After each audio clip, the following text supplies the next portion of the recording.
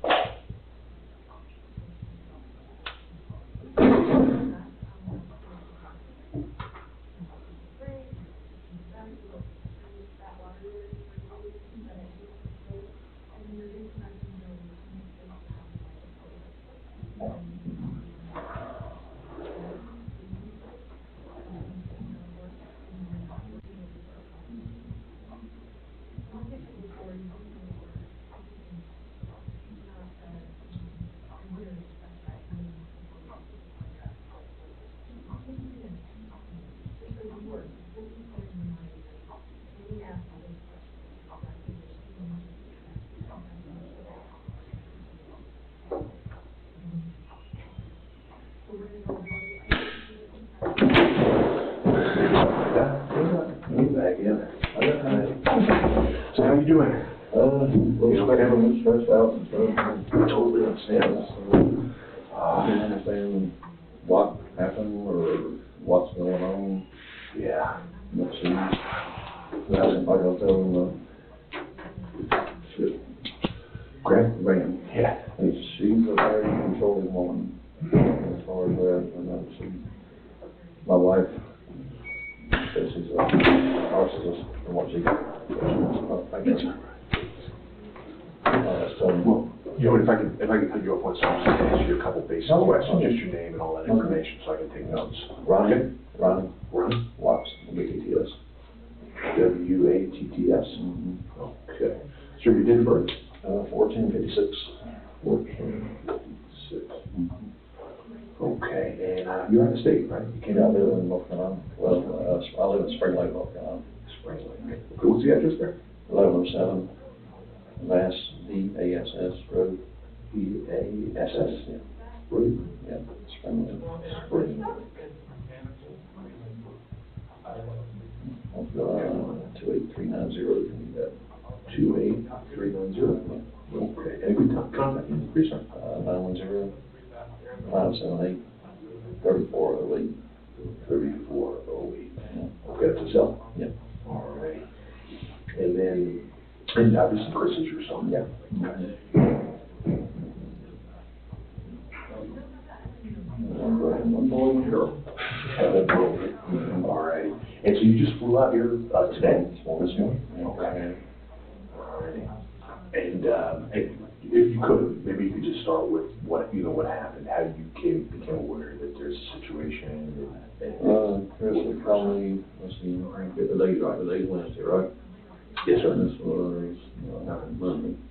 He would call me and he said, today there's something going on, what's going on? Do you remember what day that was? It was Monday. Monday? Okay. Do you know approximately what time? It was morning, about the time when I got home from work, it was around 6:30 my time, so then about 4:30 out here, probably something like that. Good. With good.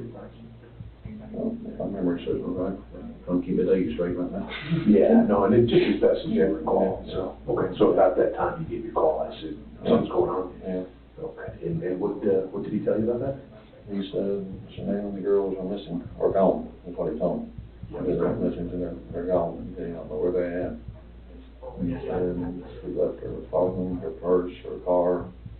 He says he has no clue what the hell she's run off with the kids or what the hell's going on. Okay. He was dumbfounded about it, more or less. And he told me the situation, what happened, that the other girl, he told me what happened that morning, that they had a discussion, because she already knew this was coming, that he wanted to get a separation and put the house up for sale. And as he said, the marriage just wasn't working any longer. Were you aware of that prior to this phone call? Yeah. Yeah, so you knew they were married? Yeah. He told me about a couple weeks prior to that, when he come down to she'd come down from North Carolina for 6 weeks. And staying some with us, some of her parents, her parents live about 30, 40 miles from us. Also, were they originally living in North Carolina before they moved out here to Colorado? You come up. I'm talking about Chris and, how do I say, Shanann. They, met, actually, a friend of ours introduced them. That's what, 7, 8 years ago, whatever it was. And Chris left home at 18. When he graduated, he moved to Charlotte. He went to NASCAR Tech, and he worked at a Ford dealership for a few years. And then him and Stan moved in together out there, and then they decided to move to Colorado, out here. Now she's had friends up here for some reason. I don't know if we all out here, but anyway, that's what they did. And then, how old were they when they met, or how long ago was that? 7, 8 years ago. 7 or 8? Mm-hmm. And how old is Chris? I'm not even sure the age is. His birthday is May 16th or 17th. My anniversary is one day, his birthday's the next. It's 16th or 17th. And it's 1985. It's 33. Okay. So they met about 7 or 8 years ago in North Carolina, Yeah. And they moved out. Do you remember when they moved out here? That I couldn't tell you. I don't know exactly when that was. Just a background information, but, okay. So they moved on out here to Colorado. Did they have children while they were in North Carolina, or did they have one here? Here. And it's 2 children, right? And then one got on CC and one on the way. All right.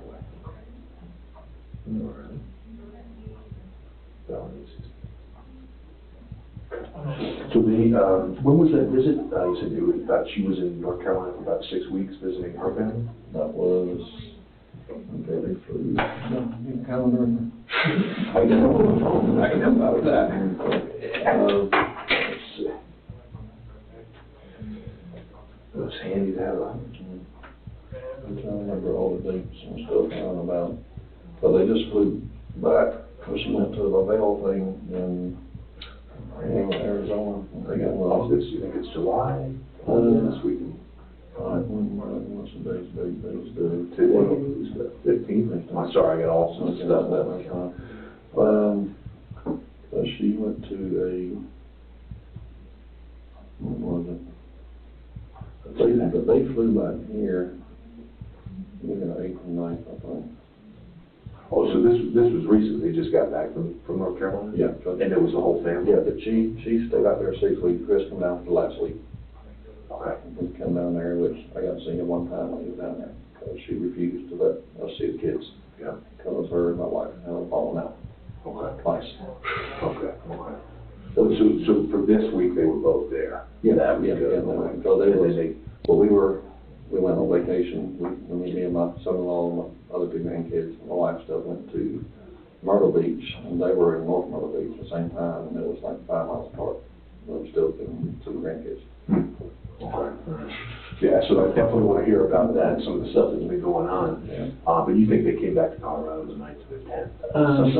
She flew out, went to Arizona for the Vail conference thing, and little getaway thing they go on, which, if I'm not mistaken, she went out Friday, Saturday, and Sunday, and flew back Monday morning, early in the morning, like 1, 2 o'clock in the morning, I think. Came back here on Monday. Okay, so she went from North Carolina to the conference in... No, they came back here first. Oh, they came back here? First, yeah.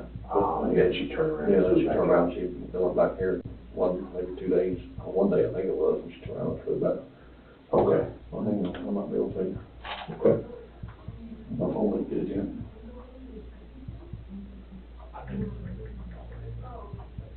Oh, that conference you went to, was that in Las Vegas? No, it was in Arizona. Arizona. I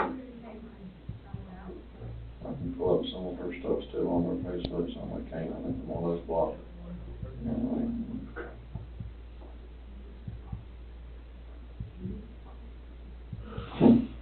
Must have more Wi-Fi in there. Oh, and I forgot to ask, but the girls were with them, right? When they visited in North Carolina? Yeah. They were with them. Oh, yeah.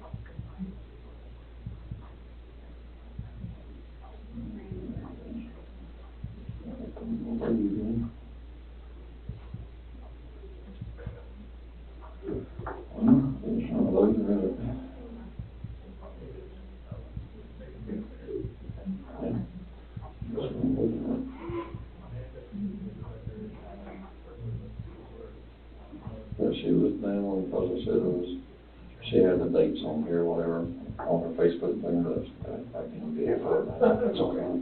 That's okay. But she was down for 6 weeks. Mm-hmm. And Chris come down the last week, which was, I can't give you the exact dates on it.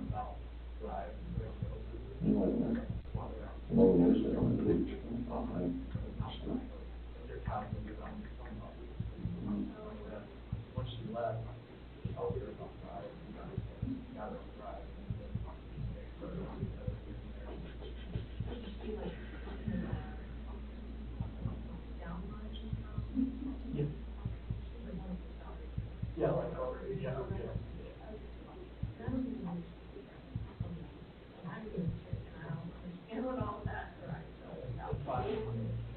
Okay, this is, we haven't talked to her since that blowout, the second week she was there, or second weekend she stayed with us.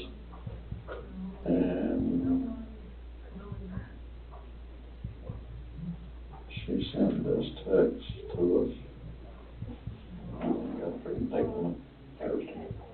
This one added, okay, when they got back here, they did the sonogram for the baby. Okay, we have not talked to her from the time that, I'll tell you about the little story about the little falling out they had. She sent this picture of the sonogram to me at 8 o'clock in the morning, my time, so it's 6 o'clock in the morning here. No comment or nothing on it, no nothing. At 11:30, well, okay, the time changed, okay, then at 1:30 that afternoon, she texted back, wanted to share the picture of the new baby. And she's reaching out, so that's when Chris, I think, originally told her that he had separation and stuff. That was, I'm not sure exactly when he told her, I think Wallace told her, because he told me when he was down for the visit, he was down, he said, those 4 or 5 weeks he was here by himself, he said, I felt this alone then as I did when she was here. He said, there's no, she's like, I don't love her anymore. And was that the first time, or were you aware of prior marital problems prior to that? I could sense something was going on because, it just wasn't all lovey-dovey like it used to be. And anytime we come visit them, we come here a couple times a year and FaceTime with them and stuff. She's sitting on her ass on the phone, doing her little stuff, visiting, running around, taking care of kids, feeding the kids, doing this, doing that, and then she accuses him of not doing anything with the kids, take care of the kids. I said, Chris, every time I see you, you're doing everything with the kids, getting the class, feeding them, doing everything with them. He loves them kids today. But he didn't do anything to hurt one of the kids. Nothing, or neither one, but, And was it something that would, from what you were seeing or what Chris had said to you, did it seem like it was serious marital problems, prior to this visit back to North Carolina? I wouldn't say it was serious, it was just something that's been going on and on. He said I should have done this a long time ago. And just like the baby now they're having, she was telling us when she was down here to visit, it was Chris's idea, 80-20, to have another baby because he wanted a boy. And I mentioned that to him when he come down. About one afternoon I got to see him, he said it wasn't him, it was all her, it wasn't another child. And I said, she flips everything around on that type deal. Ain't trying to put her down or nothing, but just anyway, kind of person she is, everything's about her. She has this persona that she wants, this image she wants out there all the time, or what, everything's hunky-dory, everything's beautiful in the world and stuff, when it's not. Like Chris told me, everything she has on Facebook is a mask. It's just to put on. Is it all very positive? And everything that she tries to put out there, yeah. Okay. Yeah, that's what she does. What was the company that she works for? Is it makeup or something? It's a veil, it's called, the company's a veil, but it's called Thrive. It's a nutrition thing, patches and pills and nutrition shakes and all that stuff. And it's come out with new weight loss packs and stuff. Okay. And was that like a part-time job that she had? That's all she did. That's all she did, is full-time? And she had, before she got into this, doing 2 or 3 other jobs, like here and stuff. Actually, she was, years ago, when it was here, when he worked at the Ford dealership, before he got to the old business, she got there and started selling cars too. She was doing that good. Yeah. And she's a salesperson, believe me. See, that's what her knack is. And is that what she does for Thrive? She's a salesperson. She has, it's a pyramid type thing. She has all these different people under her. Mm-hmm. And what they sell, she makes, money on what they sell. Gotcha. So it's a team thing. And I think she was like 34th or 35th in the company. Oh, so she's pretty good at it. And I actually asked Chris, when I told him, I said, if y'all do decide to sell or whatever, she can come back to North Carolina, or you want to stay out here? And he said, that, the child support I have to pay, so I have to stay out there. So I can make that kind of money back there. Because it makes good money. I told him, mommy asking what does she make? He said, she makes pretty much what I make. Oh. So make money. And I think somebody told me there, so he's a supervisor for? He's coming up for a former job, yeah. Former job? And for Anadarko? Yeah. Okay. That's what they're looking at him for now. Now, I know the oil money plays pretty well. Yeah. Do you know about what that is? What kind of salary? I never asked him. I don't want to get into that. I don't know. Yeah. No, sure, and I'm curious because if she makes what he makes. Yeah, I mean, she just started doing this last few years, and I don't know what she made before. Mm-hmm. But she's making good money now. Do you know, did they have any financial problems? Was there any kind of, was that part of the marital strife? Not that I know of, but he said he don't see the reason they have to live in that big ass house they live in, because they don't need that kind of, as far as them, it was them two kids, they didn't need that, $300,000 house sitting out there. He said sometimes it was struggle, making sure you make that money, making that big house payment. I said, that's part of life, everybody goes through that. Sure. But as far as you know, nothing major. No, he never called last week for the money. He can say, they'd be like, hey, I'm a real bad dad, or she's a real bad dad. Sometimes when Cece was born, I even paid for my wife's flight to come out here, when she was being born and everything, help watch after kids, and when they go on some of their Lavelle trips, sometimes he went, sometimes he didn't, depending on what time you get off. My wife would come out here, I'd come out here too, and watch the kids while she was gone. And stuff like that. So normal, everybody's got their bills and stuff. Oh, yeah. I'll tell another little story. I was telling another guy when she come down for a visit, 6 weeks she was down there. Like I said, she was staying like 3 or 4 days with us, 3 or 4 days with her parents. And every time, I go back from the very beginning when I first met her, I had something that was a little different about her. I was telling him they had come down from the other grandkids' birthday party from Charlotte, and they had bought these Power Ranger costumes to wear. That's what was in back then. That was years ago. And they forgot the head mask, the head thing to go on. And that morning at the party, she sent them all the way back to Charlotte. That was a 3-hour drive where we were at, back to Charlotte, and 3 hours back to get the mask. And just to prove my point, more or less, whatever. But anyway, that was just something myself from that point. I said, the mask thing, to wear 15, 20 minutes, they don't take the damn thing off anyway, and just start playing with kids, and then it wasn't a big deal. But when she come down this last time, she'll stay like 3 or 4 days with us. Like first 3 or 4 days, everything's fine. I mean, we can get along good, have a good time. I can show you a video here of the grandkids with my wife and stuff.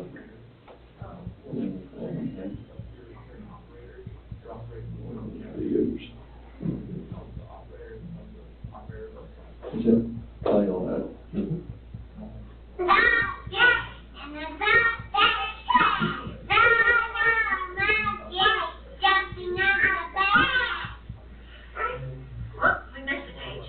Four chili monkeys jumping on the back. Walk,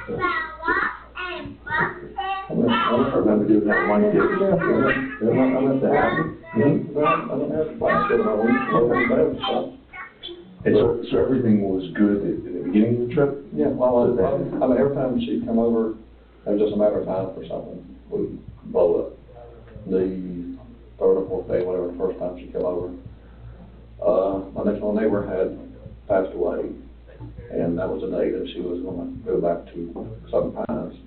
And my wife said, well, I gotta get my hair done, gotta go pick up the flowers from my neighbor, and she come by where I work at a silver dealership, to sign some paper on the car I was getting. She was by, said, "We're gonna take you back now, or wait this afternoon?" So I'll just wait. She said, "Well, we don't, a while, it's gonna take a while to go." I said, "Okay, no problem." So she went and got her hair done, went and got flowers, come by my place, and realized she left her phone at the hairdresser. So my daughter, she's in her hair too, she went and got it and bring it back to my work, and we was up in the finance office signing the paperwork. She then texted me, she said, "Where in the hell is Sydney at? I've been alone here with these kids for 5 hours. I said, "They're your kids." I went and bought a trampoline for them, a swimming pool, this little boat pool and stuff, and another TV for another room with a bigger TV so they can watch and everything. And I said, well, she had my wife in tears in the finance office. That's how bad she jumped in my wife's text. And I said, no person for that. And then she said, "I'll be there in a minute." That's all right, I got my daddy come to get me. She get here, as soon as I get the car seats, I'll ride his truck. So she left mad that day, and Chris called, was that night, and said, my wife asked him, he said, what do you want to do? For some reason I can't like get along with her. He said, "Mom, just let it go." And I said, "That's just the way she is sometimes, just let it go." I said, "Okay, I'll do it for you." All right, second time she come over. We had fun, we had all kinds of videos and pictures of them in the pool. My other 2 grandkids come over. Bella and Cece, that's Shanann's kids, are 4 and 3. My other 2 grandkids are 10 and 7, the top of them. That's their tattoo right there, the double D's. I was gonna get one on this side for them, they finished having kids anyway. But, they come over, and Cece's got a nut allergy, which we knew about. And my wife had bought some ice cream, which actually one of them had nuts in it, but we had it up on the upper shelf, which Cece couldn't get to it, she got in the freezer. And my other granddaughter, Dylan, had a little single serving ice cream cup, a little small thing, just like you buy at Walmart or whatever. And was in the bottom row, and she went there and got one, my other granddaughter. And Cece got upset because she couldn't have one, and somebody said, "Well, honey, you can't have that, that one's, might have nuts in it, we haven't checked it yet," whatever. So you can't have it.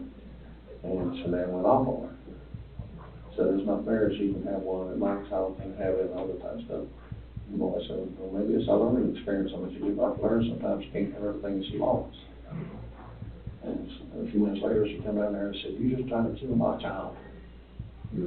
Screaming at my wife. And I wasn't there, but this is, about 2 grandkids that she didn't know what the hell was doing. And so he said, "You actually think I would try to hurt one of your children?" And she said, "You just tried to kill my child." And Cindy said, "Well, I think you just need to go and leave." And she asked, "Well, I'm not coming back." That was the second visit. Her daddy went up to come get her. And for the rest of 4 or 5 weeks, that was the part of the second week, the next 4 weeks. No contact with her, the 2 grandkids, one of those 2 grandkids. They're 30 miles away. And we planned on going down to the beach with them and everything else, and they took out at my daughter's house and everything. All that got blown out. And when we did go to the beach, we was at Myrtle Beach, and they was at Norfolk Beach, 5 miles apart, still couldn't see them. And I said, "Well, okay, that's good." And I mean, there's no scenario that's like the same time that's going on. Well, my mother's in a rehab center, she's like 93 years old, and then Dad went up there and see her on her birthday, and then we went to have a birthday party with her. And when they got back from the beach, they was on a Monday, they went to see her, and Chris told me, said that he wanted to come see us before he left, because he hadn't seen us the whole time we'd been down there. He'd been with them. So I went and picked them up, and at the rehab center, where my mother was staying at, Shanann had already left. They left them there for me to go pick up. So, got in the house, had a couple beers, got out some steaks and stuff. My daughter come over, and my son-in-law, my other grandkids come over and stuff. And about 8:30, 9 o'clock, I said, "Well, we'll just text her, just bring her back in the morning, it's too late to be running all the way back up to Southern Pines now." He thinks, no, you're not, just like, I'm gonna get your ass right now, you ain't staying there. So, 9:30, 10 o'clock at night, that's taking him back so time, because she demanded it has to be back there. She said, I need the help getting stuff ready to go back on the trip. And this was only 9:30, 10 o'clock at night.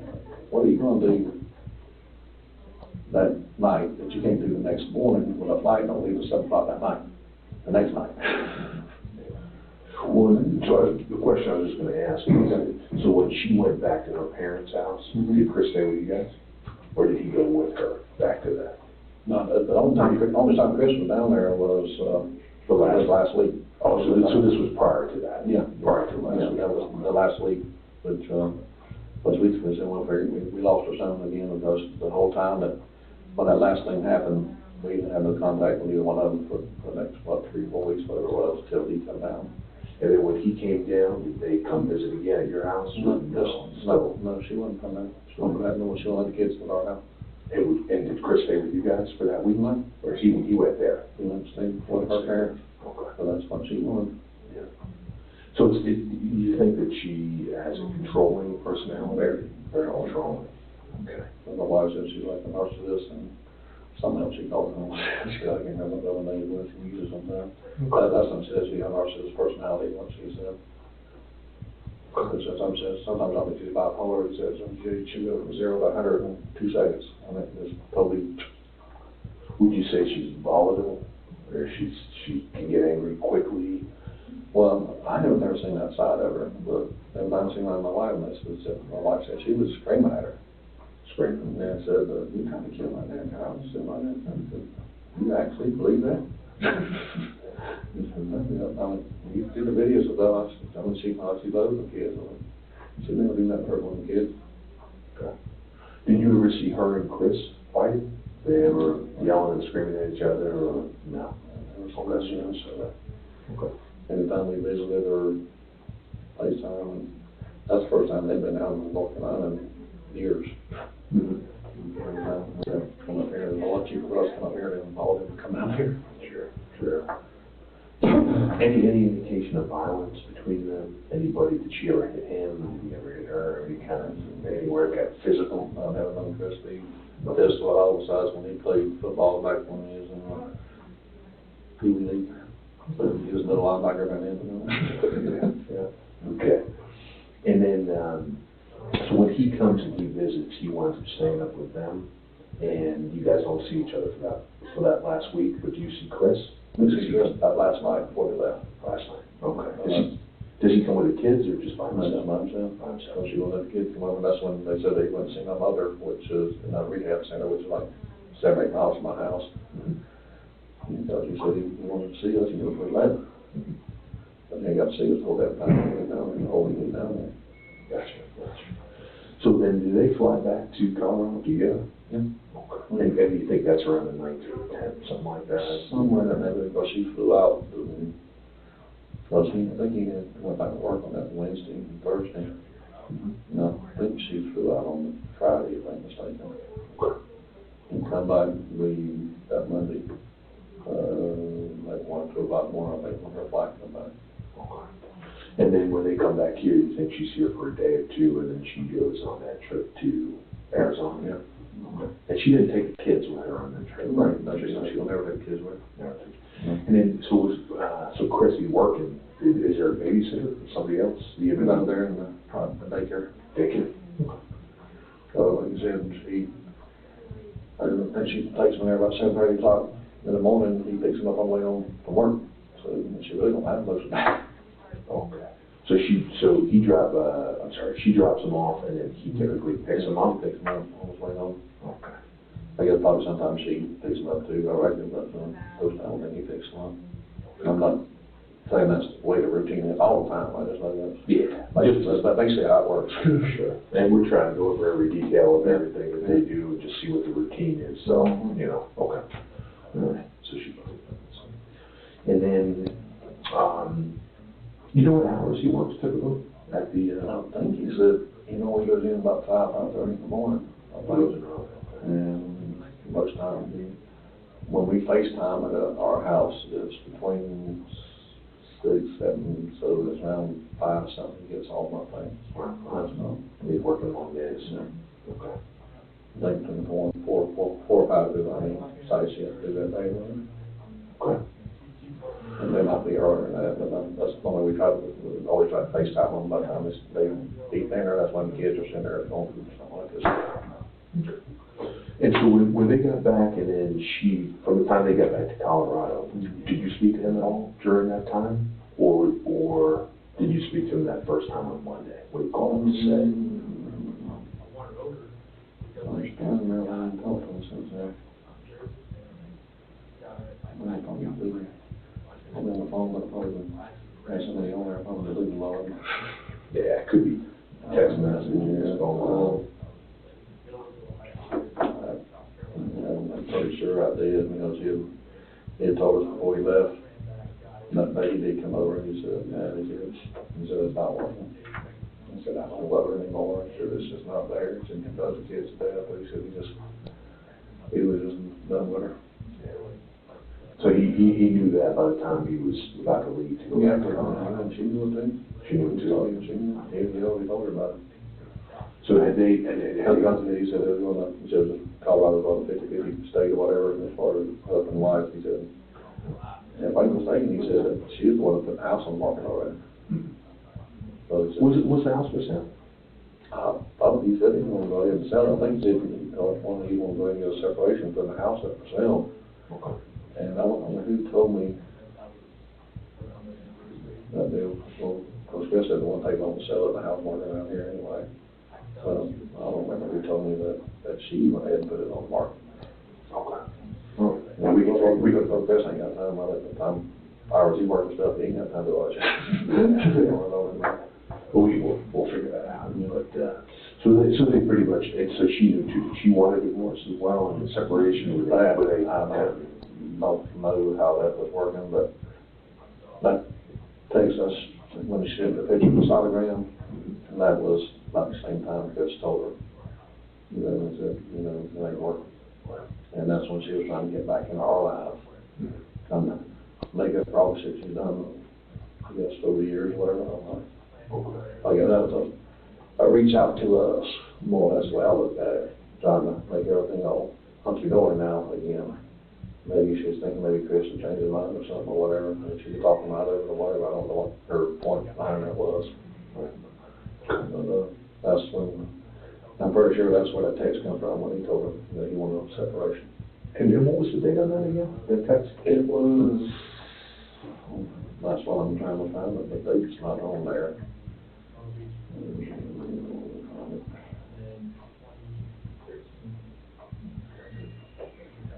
Oh, it says on Thursday. I think that was when they got back to Colorado. Because he had successfully got sonogram when she got back from Colorado. Because I was gonna do it. Let's see, so that would have been Last Thursday. last Thursday, the 8th, I I think. think so. Okay, today's the 15th. Yeah. It would be about the 8th. That's when I think she was trying to reach out when the sheriff sent me a picture of the baby. He talked to you in 5 weeks now, or 6 weeks now, all of a sudden you want to talk? All right. So, and then had he decided, had Chris decided, 100%, was it something like where he was saying, thinking about a separation? Type deal? Yeah. I don't think so, because, I think he pretty much made up his mind. A tough situation. It wasn't working, he didn't see it getting any better. Okay.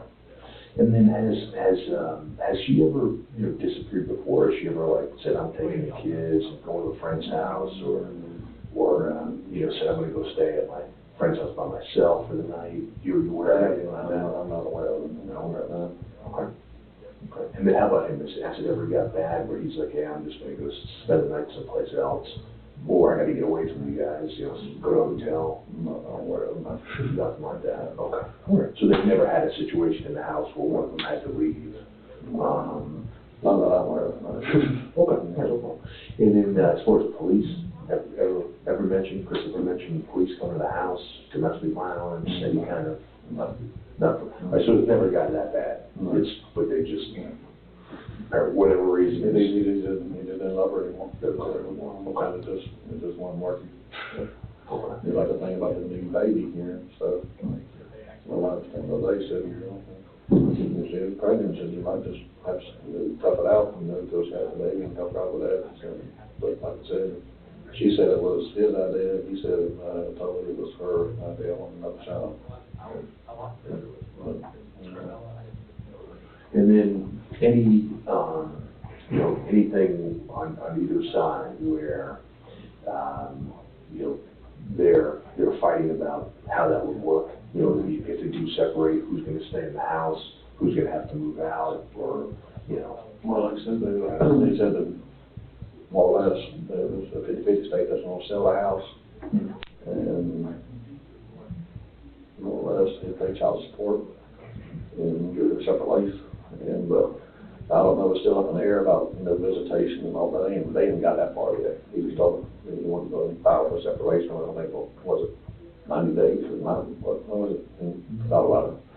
I don't know if I think it's a year. Yeah, I'm not sure about that, actually, so, Sure. I don't know what the state law is on that.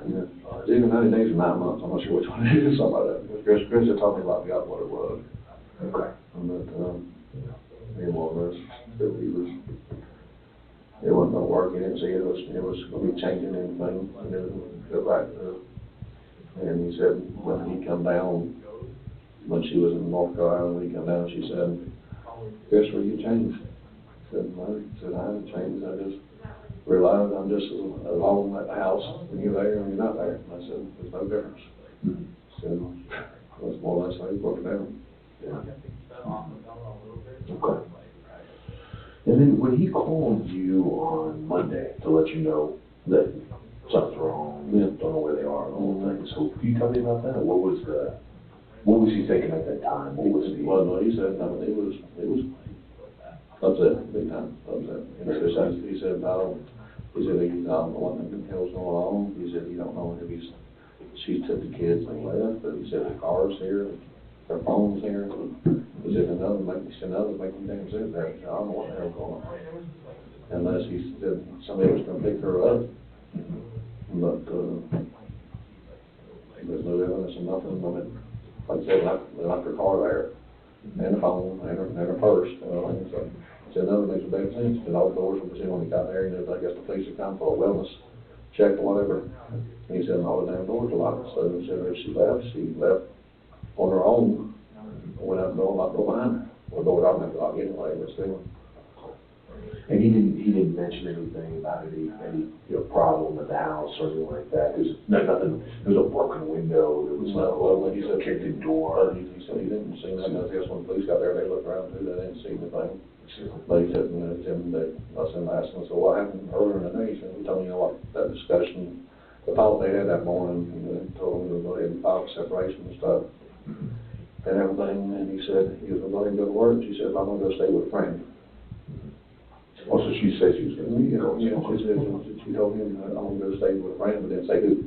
Didn't say who. Okay. But she just got back from that trip with them two, Nicole and somebody else, I think, what her name was. Okay. Well, that's what he told her. She told him that she was going to go stay with a friend. Any idea who that would be? Like who's closest to her? I have no idea. She's got so many damn followers. I mean, she's got A lot of Facebook friends. hundreds. Okay. Hundreds. I mean, and a lot of them around here.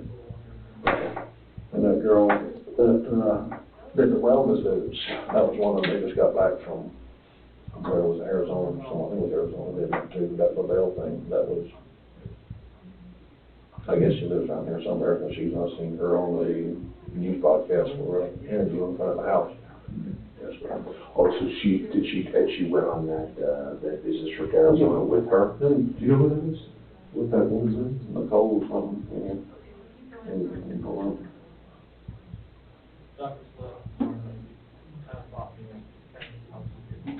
don't know if you've seen any news feeds or what, but she was one of them that was talking to the press outside Crystal House.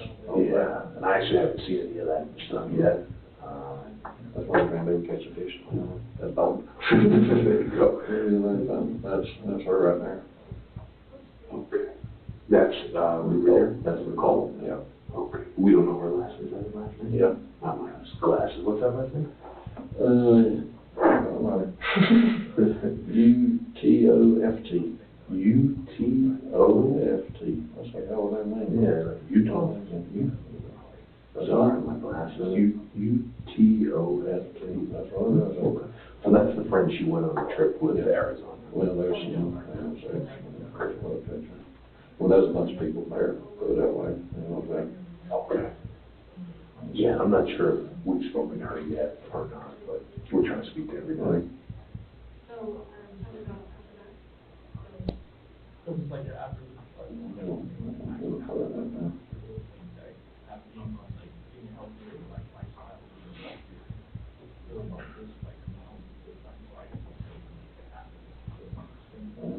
There's some pictures of her and a whole group of other people at maybe dinners and stuff, and I can't get off of them.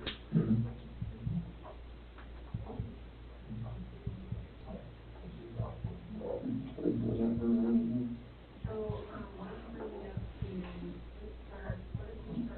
I can't put a picture of it, can't tell that's from her. Yeah, no problem, man. So, and then he spoke to you, and you think it was about 4:30, right, on Monday? Been about 4:30 or time, because I just got home from work, I think I was eating, so when I get home, I'm about 6:30. But it's about between 4:30 and 5 here, so somewhere in that neighborhood. And that's fine, it's all fine, and so he spoke to you, essentially said, don't know where she is, nothing's missing, the house isn't broken, and nothing like that. He said, Just don't know where. he said, I'm not, you know, I haven't no clue what she's done. I said, the kids are gone, she's gone. Do you know, so the kids normally, it was a Monday, so the kids normally would go to daycare? I don't know, I've seen some posts sometimes where she'll take Cece the day to the school, and sometimes take Bella with her on like a afternoon playtime, take her to a park or out to eat lunch type things and stuff like that, and go back and pick up Cece later. She won't take both of them at the same time. Okay. But did Chris mention to you whether or not the kids got to daycare, whether they were there or not? That day? On Monday? Yeah, on Monday? No, so. Because I'm just wondering, so if they're not home well, actually, I don't know what time he gets home, but I'm just wondering did he mention Well, that, them going to daycare? well, that day, I don't think they ever went because, so when he called me that night, he said that girl was gone. If I'm mistaken, what he had said, that Nicole girl was supposed to hook up with this man that day. They just got back, 2 o'clock in the morning from Arizona, where it was. And she then was supposed to have a doctor's appointment that day also. And she didn't show the doctor's appointment. That's when she went over there for a knock on the door, and get away answer the door. That's when she called the police for a witness check. And that's what she said on the news broadcast. Okay. But did he mention that? Did Chris tell you that? That she had a doctor's appointment? No. Oh, you just saw it? I saw it. Okay. I just don't want to write anything. Oh, yeah. Because No. Okay, yeah. So I'm just wondering what he had mentioned. So did he know if she made the doctor's appointment? Or that didn't even come up? That didn't come up. And did he know if the kids went to daycare? That was never bothered me. So Evidently, whatever time she went over there to check on Cheyenne, and that's the wellness check, I guess they had to call Chris to come home and open doors and let them, look around and stuff, which he says, and they did look around and couldn't find nothing. And come back a few hours later with a warrant, search warrant to search the house. standard procedure. Yeah. So that's basically all he told me that one night, and she, he was really upset big time. He said we had no clue whether it was that, what the hell happened. But, he was tore up. Just didn't know. Yeah. Okay. And that was the call on Monday. Yeah. And then, was there another phone call? Did he call or, and actually, that was a phone call, that was a text or anything, or email, that was a phone call. Yeah. Were there any other ones between now and then, where you guys spoke on the phone, or he texted you or emailed you or anything like that? Just more or less tell me what was going on about the news crew being out there and all this stuff, and then still come back looking at the house, and was it yesterday they did, like me yesterday, did something, I forgot what it was. But you guys, have you been in touch on a regular? Oh, no, You yeah. probably talked more than once, right? Oh, yeah. Okay. Anything by email or text, or just all phone calls? Most of them was phone calls, and I told them, just to call me when we got a chance, people were blowing up his phone and putting plates in them, and the news crews out there and all that shit, and I said, how are you surviving? I'm like, Right. They gotta be parked outside the house, I'm sure. Okay.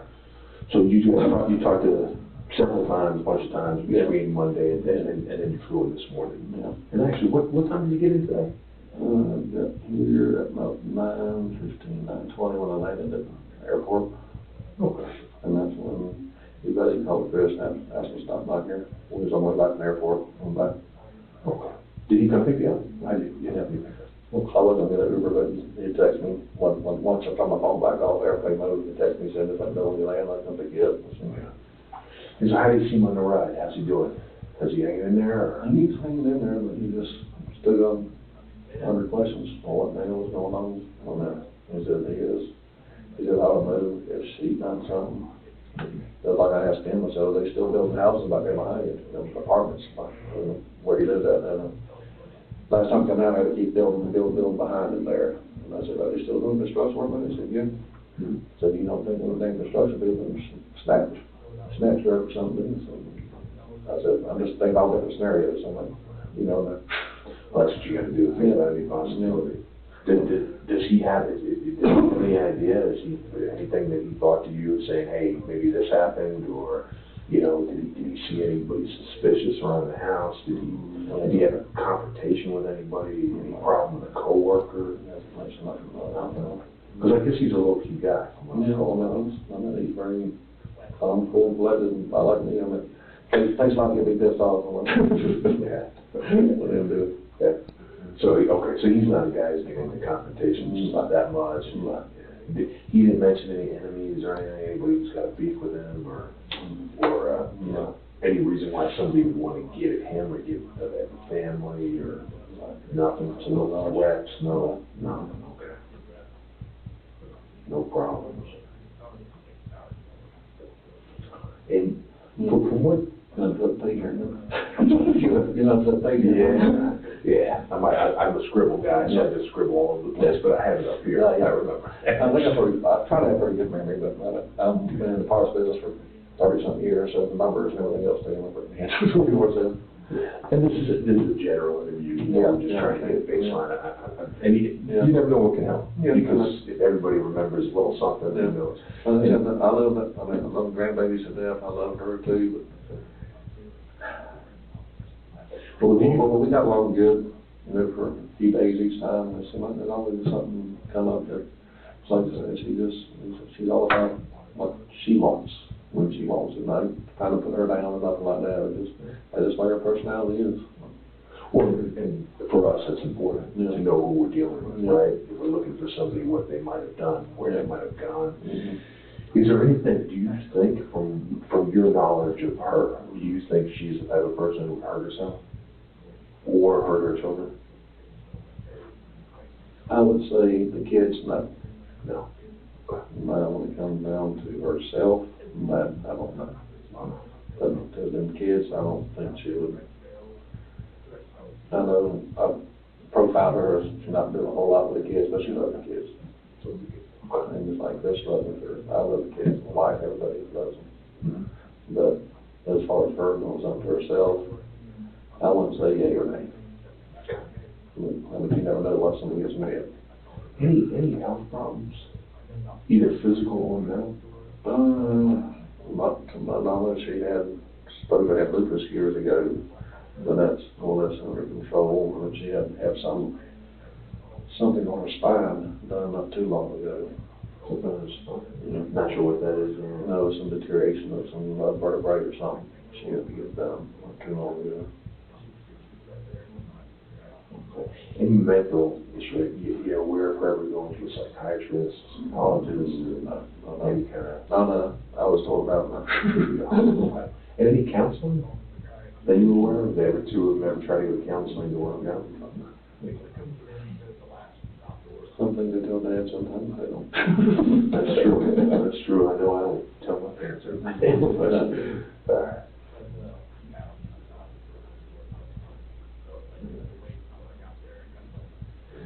And anything else you can think of that might be useful? Is any friends that they ever talked about, or any anybody who they interact with? I mean, Yes, but she got a bunch of friends, put it that way. And they would have these little parties and meetings sometimes at their house and stuff, but Christopher got some of his friends, I could say he stayed with friends of his last night, but he didn't like going back to the house and all the stuff going on over there and stuff, so we stayed with him last night.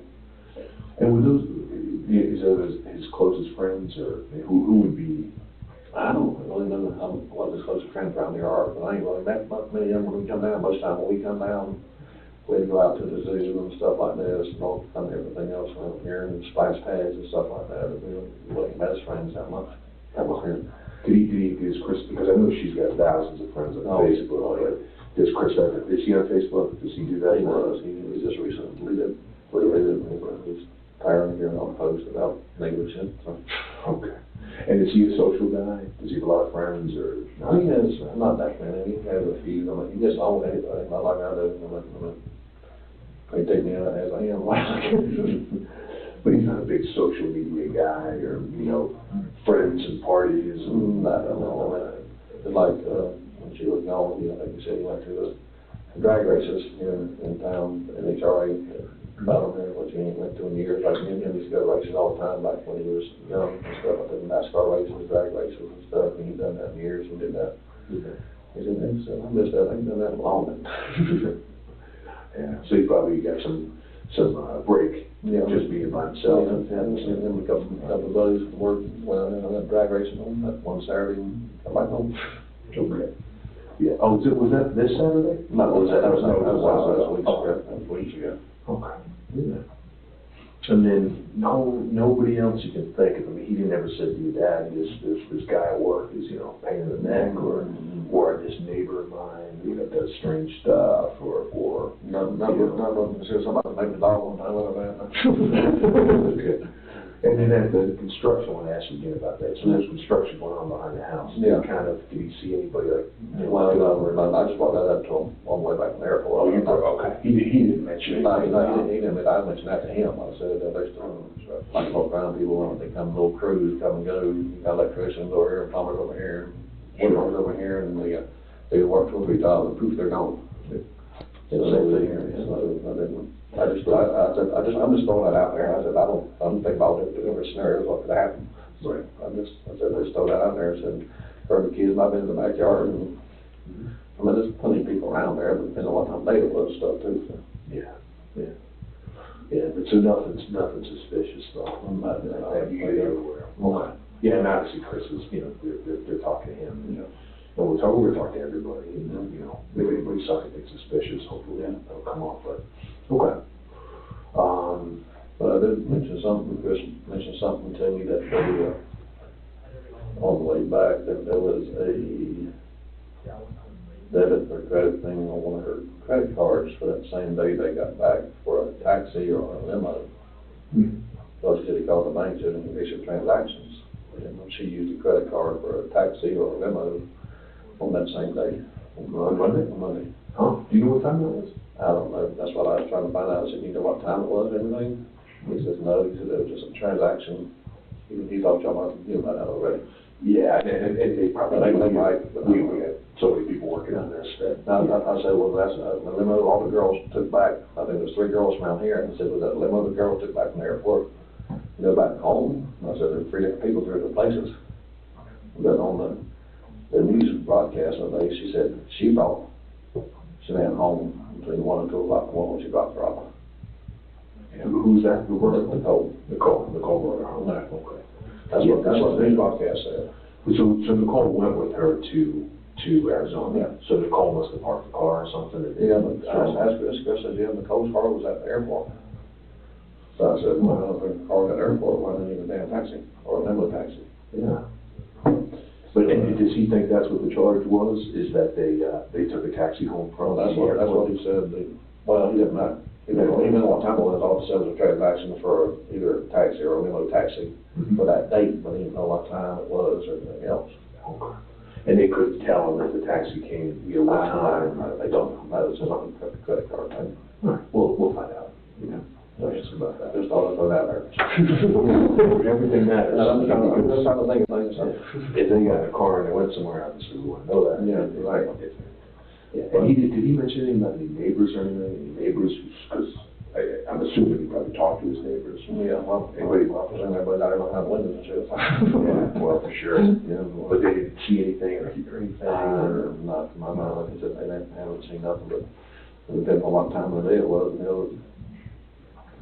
They probably was going to work and stuff and everything else, so. Okay. Okay. Anything else you can think of? Any, I'm thinking. well, it's just, Chris, does he have any brothers or sisters? Yeah, so. Sister, are they close at all? Or do you reach out? They're kind of close to me, they talk quite a bit here recently. That's my daughter, Jamie. Jen? Yeah. She lives in Parkins, about 30 miles from my house. In North Carolina. Yeah. Just in case if we need to reach out to her. Yeah, she said, Good Morning America called her yesterday. Who did? Good Morning America called my daughter yesterday, one of them, and Jamie says, excuse me, I'm not. That's the thing, the news will be all over this. Yeah. They are national news. You know, anytime somebody goes missing, it's just, okay. And then,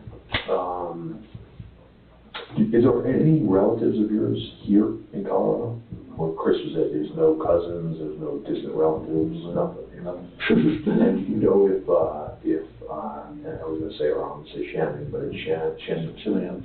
Yeah, I got used to that. So Shanann, do you know if she has any relatives here? Not my knowledge, no, just, like, whenever he moved out here, got some friends of hers was out here or something, and I don't remember exactly the reason they moved out here to begin with, but when they first moved out there, he worked at the Ford dealership, and she was working a couple different jobs, hot jobs and stuff. No, I think that's the second house they had another house before they got that one. Second house? Yeah. And if I remember serves right, and I could be wrong. Okay. No problem. And you know why they moved to Frederick? Any particular reason? Was it close to work or what's that? I'm not sure how far his work is from here out, because when he was working at the Ford dealership, he was working, what's that, trying to remember that in town where he was working at. It wasn't just the Ford dealership out here, it was another one, Longmont, that's where he drove every day. Okay. Yeah, that's a pretty close commute. Yeah. Yeah. But there was nothing special about Frederick. It wasn't that, you know, they had some friend here or some relative. No. Okay. Yeah. All right. Well, I can't think of anything else unless there's something else that pops up that you think that might be useful. I mean, they're gonna, you know what we're gonna do. We're gonna search everything and talk to everybody. Yeah. So, and obviously the whole country's aware of it. It's national news. But yeah, we'll do everything we can and you know, see where things lead us. Yeah. So, if you do think of anything else, let us know. I'm gonna be, so we're sort of a joint team of investigators here. We have, of course, Frederick PD, we have state CBI, FBI, so we have FBI as well. And so we have a whole group of investigators who are working on this. And we will be until we resolve it. There's gotta be an answer somewhere. Well, that's it. I mean, But I hate to say that my wife watched a lot of ID Discovery. Yeah, my wife too. And she did, I said, no, you're not coming. I said, you're too much of a you'll have them come along about these Discovery. She going. Yeah. Yeah, no, it's a tough situation. Yeah. With these things, you can't make any assumptions. You just gotta. Anything. You get everything in black and white, you know? Right. Yeah. Well, I got a feeling Chris he'll probably gonna be here for a while because talking to him is gonna be from the day he was born. Or so it's probably gonna be a long day for you. I apologize in advance, but we gotta get every single detail we can. And then of course we'll be at this, you know, round the clock. So I don't know what can make you most comfortable. You have his vehicle. Yeah. You have access to that if you need it. You have keys. Okay. And then obviously, you know, I don't know how much there is to do in Frederick, or if you want to go eat lunch, or whatever you want to do. Walk up the street, find something to eat.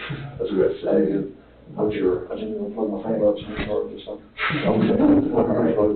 You gonna be around? Yeah, I'm gonna be around. We'll be in there. Mark. Yeah. And that's Chris's best friend from way back when they was Mark. Easy to remember. Yeah. Okay. That's good. Well, I mean, Graham here too, one of us will try to keep in touch with you. Again, we got a room full of investigators. We have all sorts of people out on the road, you know, running down the leads, speaking to people, I mean, as you can imagine, right? I know y'all said y'all had leads, I bet you can't say nothing about, I know that. To be honest, perfectly honest with you, I told you. I didn't even know about this until early this morning. Oh. So basically, we call in bodies. I mean, if we need to, we can call in 100 more investigators. Yeah. So we call in everybody who we, need. So I got a phone call this morning saying, come down to Prairie PD. So I'm behind the curve as far as what's going on. Catch up. Yeah. So I'm just here, you walked in, hey, I can talk to you, So, if we get any information, we're gonna let you know. You're right here at the police department, so. Yeah, so just if you wanna make yourself as comfortable as you can. Oh, get a glass of water and some syrup. Got it. Those are things you need to do. Exactly. Let's see. Lock as if. That would be a first. That would be a slight talk from outside, wouldn't it? What's that now? What the heck? It's like a flat nation from outside. This would be the first, yeah, let's see. These ain't gonna do it. Okay, that's, never mind. No. Well, I don't know if they see this. Oh. There we go. There you go. All right, thank you, sir. Okay. Yeah, reference for that.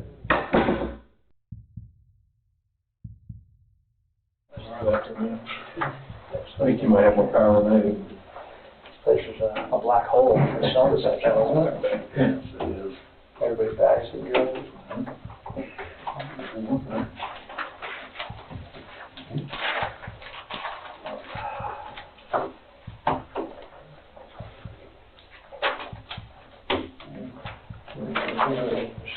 Is it over? Well, I think it's been covered. Oh, here, I got this one off. Or, I don't, but it was coming off. Dang. Oh, Mary, they really don't want anybody to work in here. There you go. Ronnie, I don't think I have your information. Would you mind, do you have a driver's license with you or something like that? Just in the bag. What's that? My wallet and stuff in the bag in the truck. Oh, really? But it's, What's your legal name? Ronnie. Is that Ronald or anything like that? Ronnie. Uh-huh. Lee. Uh-huh. Watts, W-A-T-T-S. Okay, and your birthday, Ronnie? 1456. And what's your home address? 1107 Bass, B-A-S-S Road. VASS? Yeah. Okay. In Spring Lake, North Carolina. What is Spring Lake near? Fort Bragg. I was just in North Carolina 3 days ago. I was there this morning. All right, and phone number for you, sir? 910-578-3408. All right. Well, I appreciate you taking the time to sit down with us. I know you've been here most of the day today, and had a shocking day and everything like that. Straight from the airport here. Yeah. Here's my information. My name's Kellen Hoffman. I'm an agent for Colorado Bureau of Investigation. Okay. And we're basically here assisting the Berkshire Police Department with this case. Just, doing whatever we can to pitch in. Here's Black Area as well. So we just wanted to sit down with you and kind of, get any information that you had. I know this has been a shocking day and, definitely not, like you just said, not something you expected to have happen when you got on the airplane this morning or anything like that. So, No, she was up for some of her shenanigans again. I figured she just, whatever, anyway, go ahead. can you kind of just give us a little bit of a background on their relationship and how long you had known her and just kind of some background information? Yeah, they're 7 or 8 years as far as dating and stuff. We got married about 5 years ago, I think it was, 5 or 6 years ago.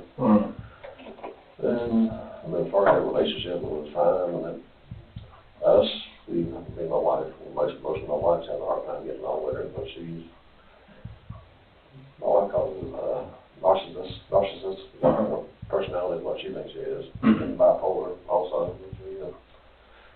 That's just the way she was. And when Chris told me a while back, he said, she told him if you ever cheat on me or whatever, he said, I'll turn it on you tenfold. Like that. But I don't know if that had anything to do with what happened today. Did they meet out in North Carolina? Yeah. Okay. And they moved to Charlotte for a while, a couple of years. and then they decided to move out here for some reason. They have no relatives, no nothing out here. So there's no ties out here? There's some friends she had that was out here. Okay, when was that? So we got married in Charlotte. It's about 3-4 years ago, probably. Okay. And then they moved here after getting married in Charlotte? Yeah. What did they do when they first got here? Well, in Charlotte, he went to NASCAR tech. That's when he left home when he was 18. When he graduated high school, he went to NASCAR tech and stuff. Then they met, and he was working at a Ford dealership up there. Mm-hmm. What she was doing at the time, I really couldn't tell you right then. But then they moved out here. He went to work at a Ford dealership as a technician. Mm-hmm. He got hired on in the oil fields. Mm-hmm. And she was working odd jobs off and on, doing different things. And actually, when he was working at Longmont Ford, down the road here, she was selling cars up there at the same time. Mm-hmm. They both worked at the same place, but she was a good salesman. Yeah. About that.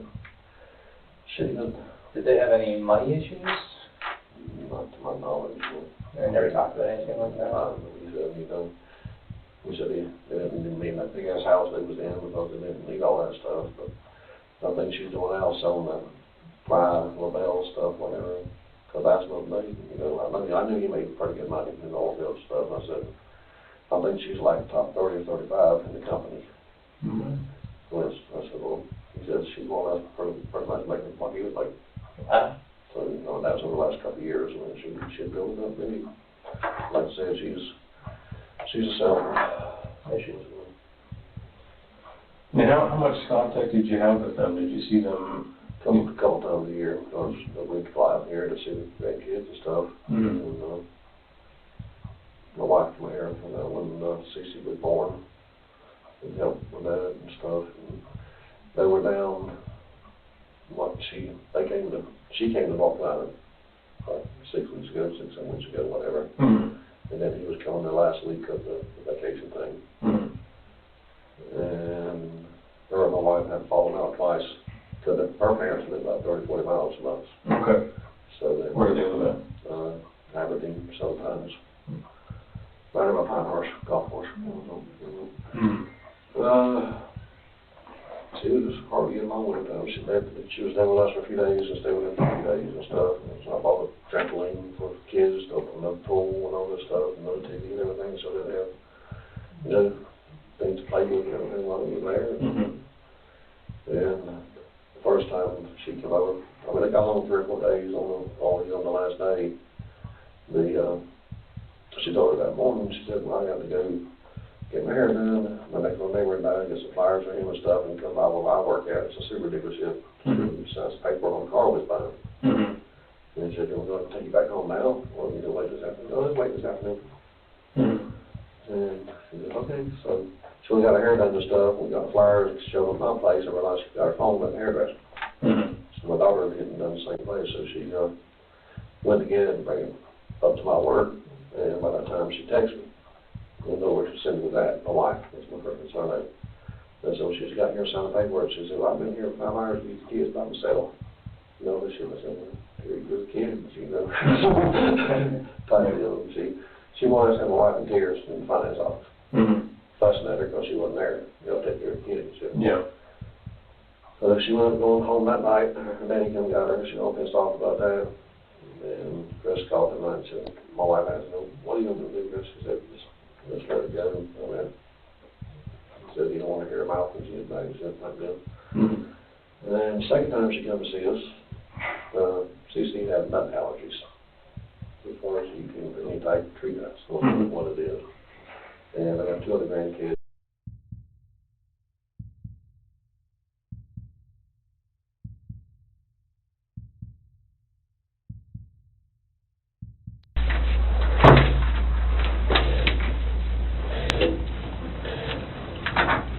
So I brought Graham in here because we want to talk to you about the results, okay? Sure.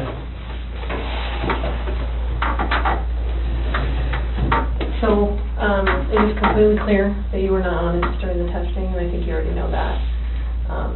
You did not pass the polygraph test. Okay. Okay, so now we need to talk about what actually happened. And I feel like you're probably ready to do that. I didn't lie to you on that polygraph, I promise. Chris, I Chris, know. stop. It's time. Just stop for a minute. Take a deep breath.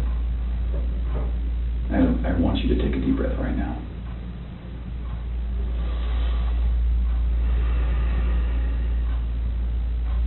There's a reason you feel sick to your stomach. And when people hold stuff inside, it makes you physically ill.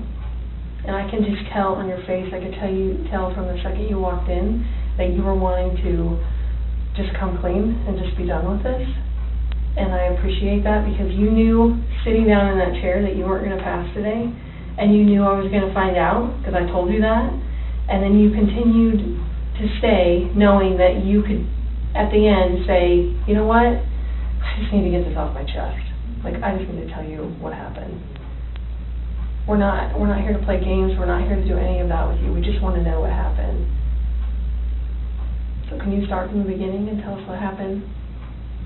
Everything that I have told you, I did not lie on this polygraph. I don't know how much I could tell you right now, like, I did not. Yeah, it's not even an option right now because you did not pass the polygraph, so I know you were being deceptive, so that's not even an issue right now. The issue right now is what happened to Shanann, Bella, and Celeste. That's the issue right now. Okay. Okay, so let's talk about that. I've I know you want to tell us. I can see it in your face. Holding this lie in is going to do nothing for you. I know this. Like, Okay. I'm not, like, trying to, like, cover things up, like... Yeah, but you kind of are, because it's normal. Normal people would do that. Normal people that make a mistake initially are going to go, I don't know what you're talking about, I didn't do anything. That's normal. I would expect that. It's just like if you ask your kid, you know, did you write on the wall? And they go, no. And you're like, you have a marker on your hand, like, I know you just wrote on the wall. And they're like, oh, okay. That's a natural reaction that someone's going to initially lie about something like that and then eventually tell the truth. So this is your eventually telling the truth time. This is where the rubber meets the road, Chris. Like, don't let this continue any longer, please. I'm not trying to make anything continue. Like, I want them back home, like... But you know they're not coming back home. You know that. I don't know in the back of my head. I hope they come back home. But you know they're not. I hope they come back home. Mm-hmm. And I don't know they're not coming back home. Chris, Tammy and I are confused, okay? And here's what we're confused about. I told you that we've done some work overnight. Yeah. I told you that we've got a lot of leads, okay? That wasn't a lie. I know. We know a lot more than you think we do, okay? And here's where we're confused. You're this great guy, and I'm not just telling you that, okay? I'm telling you that because everyone tells us that, okay? We can't find anyone to say anything bad about you. Chris is a great guy. He's a good father. He's a good man. We're confused as to why you're not taking care of your beautiful children. I'm not taking care of them right now. Right now. Where are they? I don't know where they're at.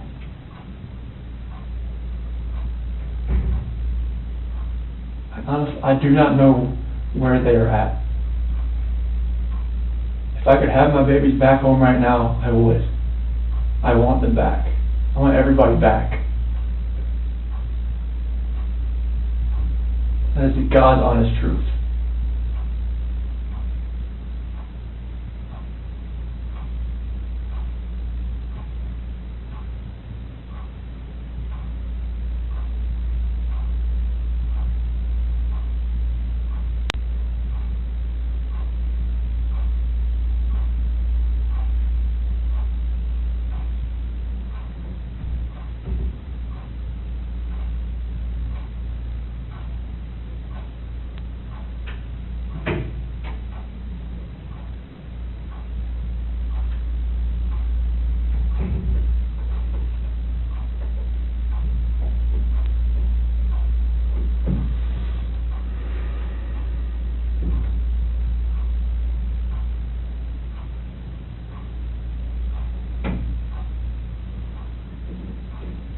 So let's keep talking about your family, okay?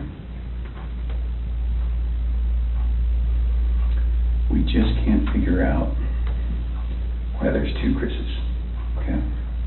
We talked about that last night. Yes. We just can't figure it out. There's a Chris, okay? If somebody asked me my kid's child routine, I would say, I don't know, go ask their mom. That's the truth, right? And so, it is very surprising to me, and it warms my heart that you're the type of dad who can pack a bag in the morning, and you know just what to put in there, and you know just what to put in there as a backup in case they have an accident, okay? You know what the clothes to put in there, you know what they have for breakfast, you know what they have for a snack, and a dinner, and a nighttime snack. You could tell me the book you read to your daughters, okay? I know you love them, and you're not faking that, are you? That's real, okay? There's a lot of guys who come in here and try to tell me that, and I know they're lying, okay? Because they can't answer those questions that you can answer, okay? But you are here today lying about something else. So we need to talk about that, okay? I cheated on her. I know. And this is very good. Keep I'm not proud of it. I didn't think anything like that could happen. I don't think I'd ever do it, but I did. I know. Keep going. And she accused me of it. I denied it. I cheated on her, and I feel horrible for it. Like, she was pregnant, and it was, I don't want to, I didn't hurt her. I cheated on her. I hurt her emotionally. I cheated on her. And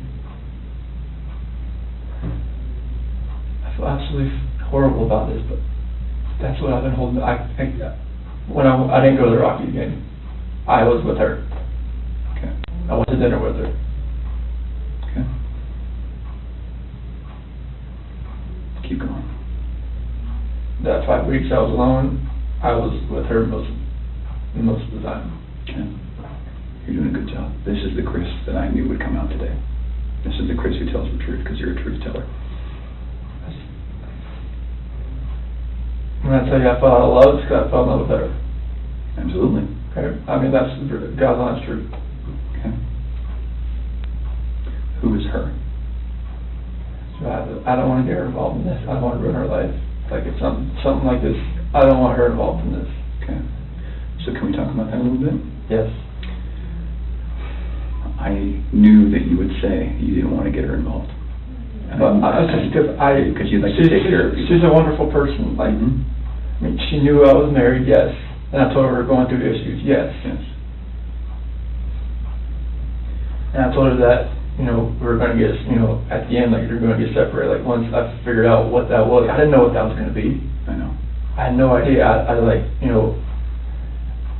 saw her, took my breath away, and I'd never thought in a million years that could happen. I know. I know you're thinking I'm a figure, but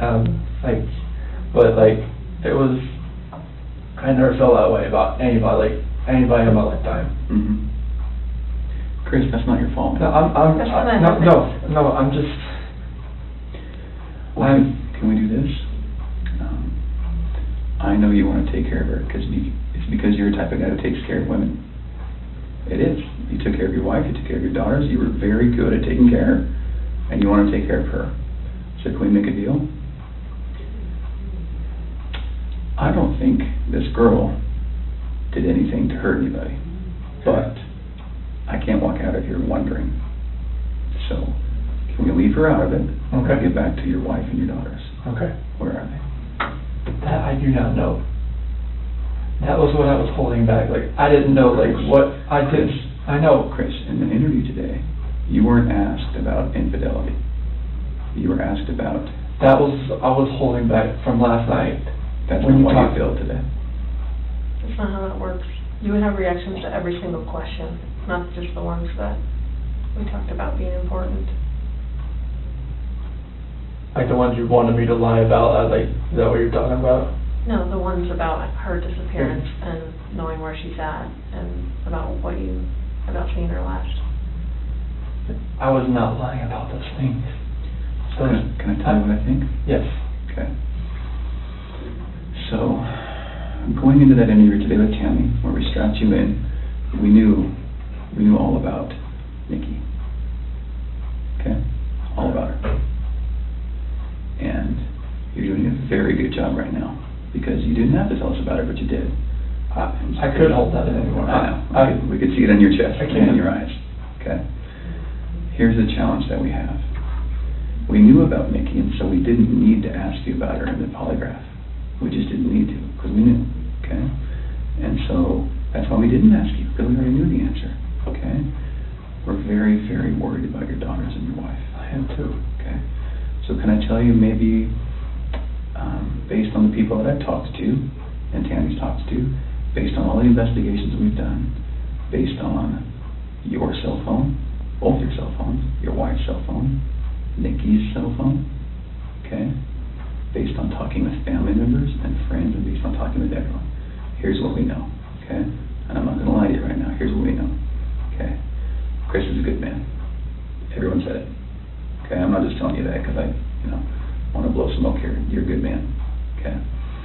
Nobody can fake answers about packing a backpack. Nobody. You either pack a backpack for your kids or you don't, okay? This should have been the happiest time of your marriage, okay? You and Shanann. This should have been the happiest time. She's making a little money. She's making good money. You're making great money. You both have a job. You have beautiful kids, you have a beautiful house, you're in Colorado, clean air, good people, okay? And on top of that, you look pretty good now. You're pretty fit, okay? This should have been a time in your marriage where you guys were happy and thriving and productive, okay? And I believe that Shanann's the reason none of that happened. I believe that she's a controlling person, maybe doesn't listen to you as much as she should. I think that she can do whatever she wants and you can't. Okay? I think if you were to go to a restaurant, she would order whatever the hell she wants. And as soon as you order a nice steak, she says, whoa, buddy. Okay? A woman that lets her man do all of the backpack packing and all of the cooking. I'll do all the cooking, but like she cooks I Yeah. do like some things here and there. Okay? That's because you're a good person, and I think that she started on the path to leave the marriage. Okay? It's ironic that we're talking about you and Nikki. I think that she was the one who started on that path first. What do you think about that? I wouldn't have thought about that. Okay. And the other thing I think is interesting is, even though she is that type of person that's controlling, doesn't listen, does what she wants, is walking away from her kids, here you are defending her. Because to your core, you want to take care of the people you love. Okay. And that's the reason why we want to give you an opportunity today to just help us find them. Okay? Will you do that for us? I'll do whatever I can to help to find where they're at. Okay. So when she asked you, do you know where they are, or are you going to tell the truth about where they are, you failed miserably. Okay. Why? I'm a nervous person. Like every question I asked, every question, it felt like I wouldn't say the right thing. That's not how the polygraph works. I don't know what it reads like. I know she was saying about the autonomy of the process, but like I don't know where they're at. Chris, right now your dad's outside. He flew across the country to help you. Okay? You're lying to him.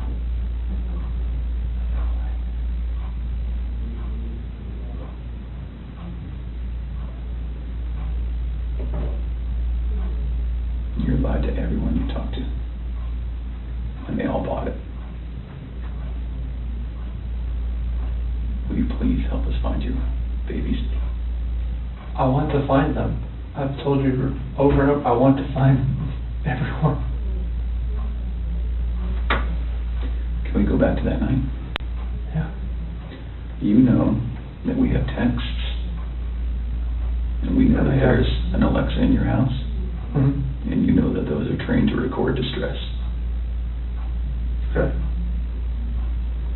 You know that we know the content of Nikki's text messages and your text messages and Shanann's text messages. Okay? I didn't know you knew Nikki was until tonight, right now, so. Okay.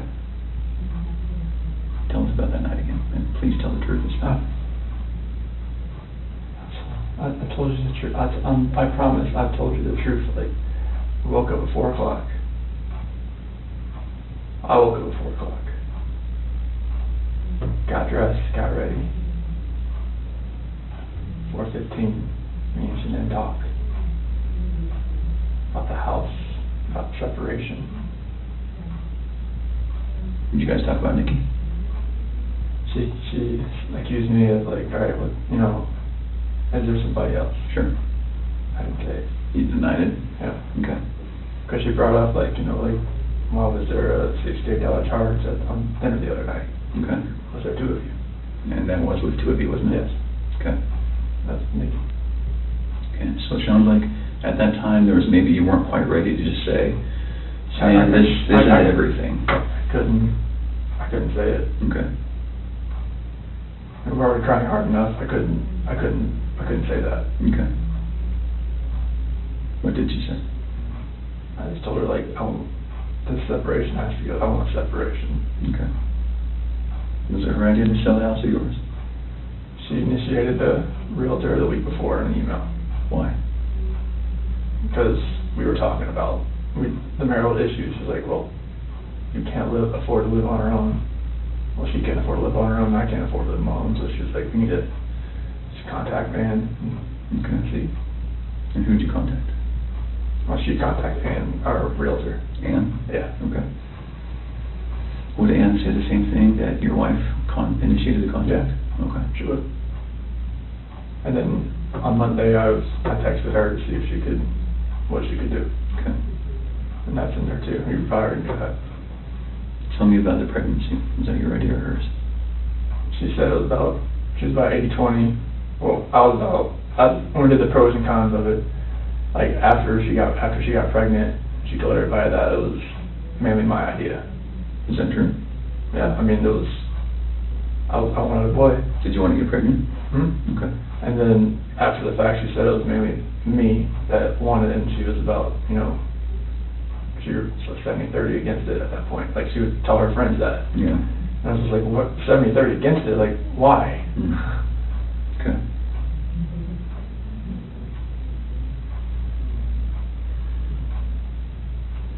Can you understand that some of this just doesn't make sense to us?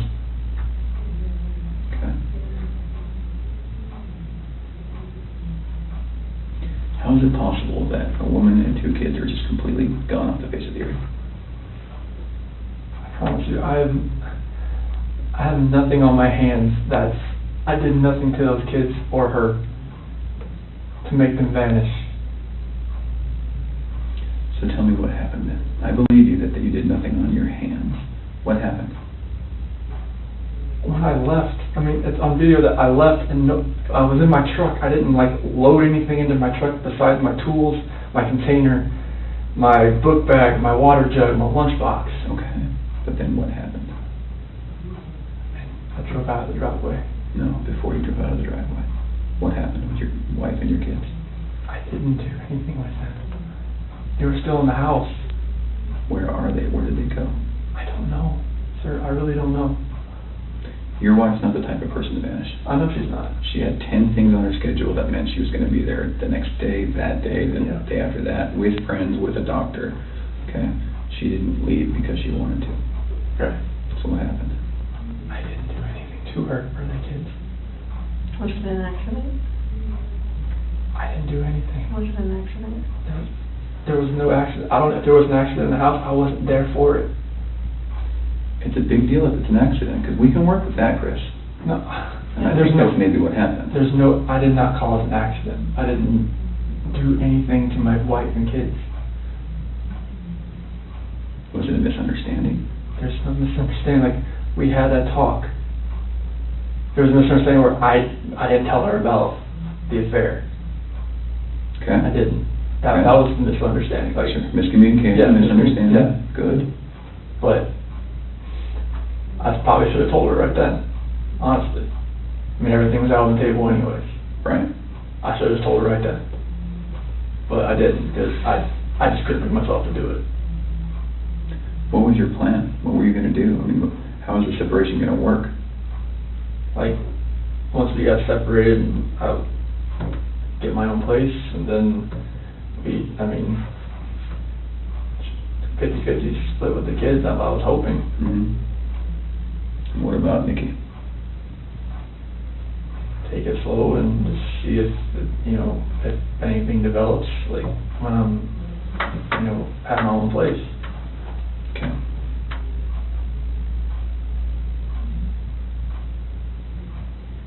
I just find it hard to hear you talk about just having this emotional, conversation with Shanann, and you're bawling and crying together, and you have not shed one tear in 2 days that you've been here. Not one. And help me understand that, because I don't get it. These are your baby girls, and you have not shed one tear over them not being around. Chris, I lose my 4-year-old in the store for 10 seconds, and I start to go panic. I have not seen any of that from you at all. Help me understand that. I love those girls. I would never do anything just because I haven't shed a tear. You get no, that's weird. Is that weird? Don't look into that like I don't love my kids. Well, tell me, wife. explain to me. You're crying with your wife that you're leaving her. Yeah. But you don't cry that your 2 little baby girls. I'm hoping they're still around somewhere. I'm hoping they're still somewhere. Yeah, but you don't have them right now. You're not reading stories to them at night. I know. You're not giving them midnight snacks. You're not giving them their medicine. You're not waking up with them in the morning. I know this. So that should cause you pain. It does cause me pain. But I don't see that. I don't see that. I want to see the Chris that cares. I want to see the Chris that, feels bad about what he did and wants to, get this off his chest and be done with this. And let us find your little girls so that they're not out there in the middle of a field or whatever somewhere. Don't do that.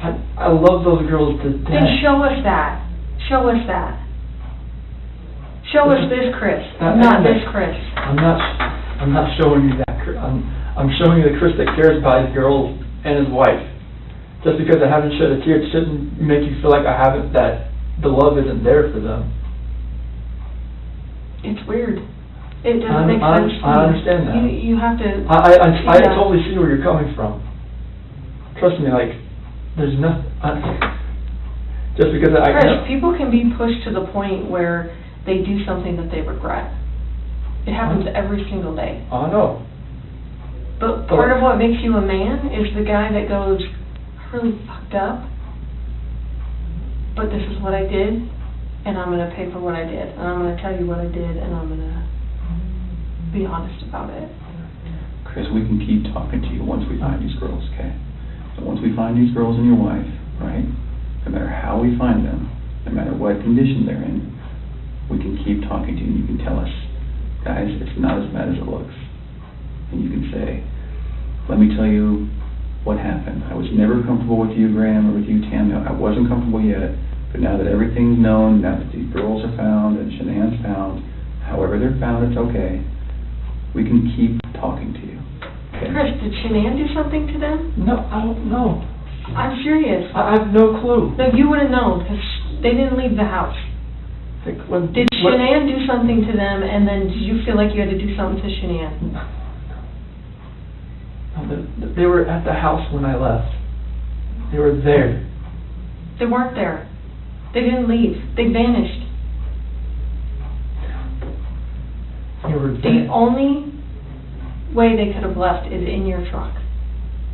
There's no way, because, I didn't just throw them in my truck. You know your truck has GPS, yes, right? Yes. Because you told your boss, yeah. Hey, I'm going through separation, I'm maybe staying yeah. at a friend's house, whatever. You know that thing pings every 10 seconds? Yep.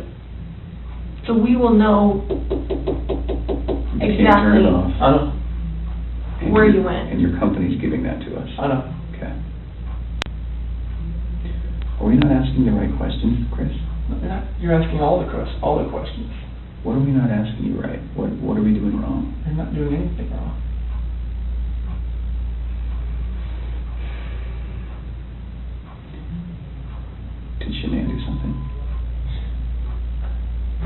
she did anything to these kids.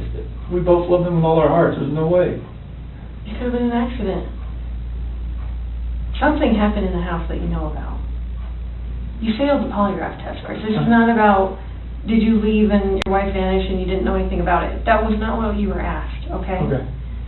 We know that something happened to all three of them. But I want to know, did something happen to these baby girls first that you had to take into your own hands and deal with? You had to clean it up for Shanann. Chris, you gotta tell us. There's something that happened to these baby girls.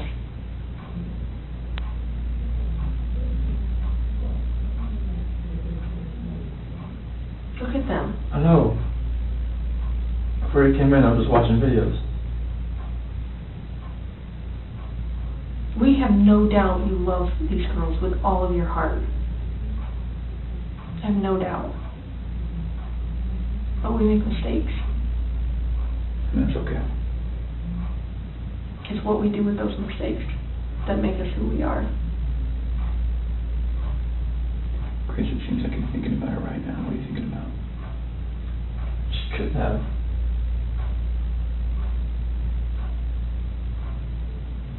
I feel like you cleaned up for her. I feel like that's the type of guy that you are.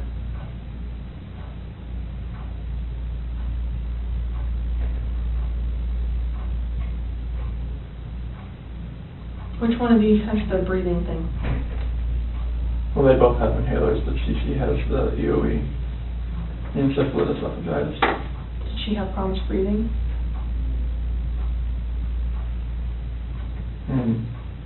Only like with her allergies and whatnot, like if she had anything next, but she's home with the endoscopies and everything and the surgeries I told you about. Do you think she had trouble breathing that night? And Shanann freaked out? And didn't want to live without her baby girl? I don't think so. Did you hear about the homicide that happened in Aurora, where the guy beat that family to death with a ball-peen hammer?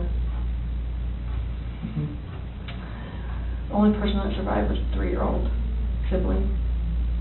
And that sibling grew up to be a total mess. No family, no mom and dad, no brother or sister, just her by herself. She says, I wish I would have died with them. And there are times that people freak out. I've seen it. I mean, I've been in law enforcement for almost 20 years. I've seen it. Parents freak out and they're like, oh my God, like, I can't have my baby girls live without each other. They're best friends. They're like twins. They're, you know, they wake each other up in the morning. And I understand that. We had a mom in Castle Rock that suffocated both her baby girls. She's like, my husband was going to take them, and she's like, I just couldn't handle it. I thought I was doing right by them. I thought I was saving them pain. And I get it. Why? How's she saving the pain? Because she didn't want them to have to live without their mom.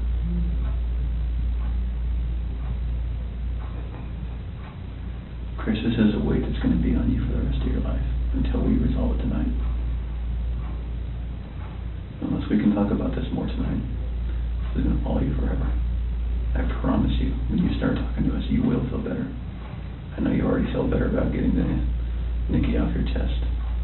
Please don't like involve her in the news or anything like that. She can't do that. You got to help me. I know. Chris, we're giving you a lifeline right now. You need to take it. You need to reach out and take it. Did they look like this the last night you were with them? She had that dress on, like, on the 8th or 9th. It wasn't in this, but she had that dress on. Because I remember I had 2 buttons on the back. I'd take them off so I could get her pajamas on that night. Did you guys make sure that they were warm when they left the house? make sure they were warm. They're always warm. They always have, when they're in their beds, they're always warm. Were you guys taking care of them at the very end? They're always taken care of. They never miss a meal.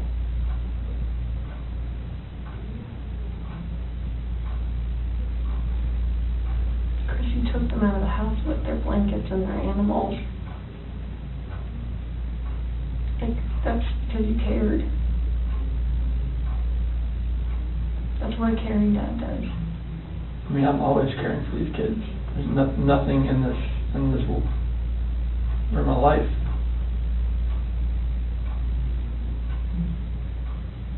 I believe that. I believe that, and I believe someone made a mistake, whether it was you or Shanann. And you either cleaned up after Shanann or you made the mistake. And I mean, I want to believe that maybe Shanann did it and you felt compelled to fix this so Shanann didn't look bad. That's what I want to believe. But I don't know, you're not telling me that, so it makes me think the worst. Like, did you do that to all three of them? I did not do anything to these kids. Not do anything. What did Shanann do to them? Tell us, Chris. Chicks are crazy. Can I talk to my dad or something? Absolutely. Come. Do you want to bring him in here? No, I just need to talk to my dad. Like, I flew across the country. Hey, Chris, I can't. how about this? If we brought your dad in here, would you please tell him what happened? Can I just go talk to him? I've been in here for like 5 or 6 hours, and I'm like... Absolutely. Chris, look at me, man. It's not going to feel any better. He deserves an answer. He's your best friend. There's only one person you wanted here most, and it's your dad. Yes. What would you tell him? I love him, and I just want him to be by my side. Okay. He knows more than we do that you're a good man. And he knows as much as you want to protect your wife, Shanann. I think he would tell you to do the right thing. Before we get him... Can I go out there and talk to him? Well, I don't know that you want to do it out there, because there's a lot of people going through the halls. Should we bring him in here? We'll step out. Okay? Can you give me a few minutes with him? Okay. Can we just ask a couple more questions?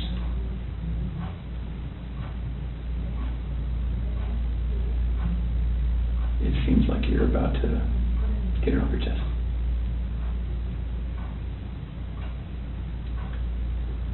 Is there any way that you can help us understand more about Shanann and why maybe something happened,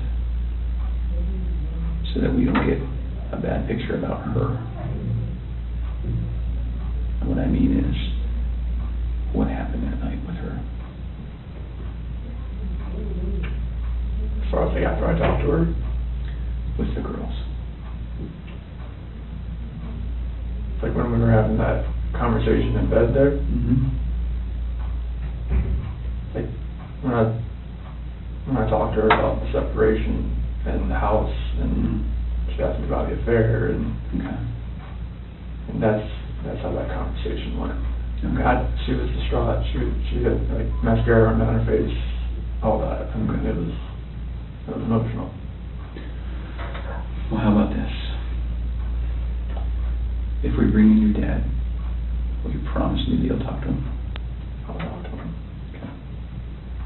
Will you promise me that you'll tell him everything? Would it be easier if you told him and he told us? I don't know. Okay. I don't know if that's going to be easy or not. I tend to think it's not.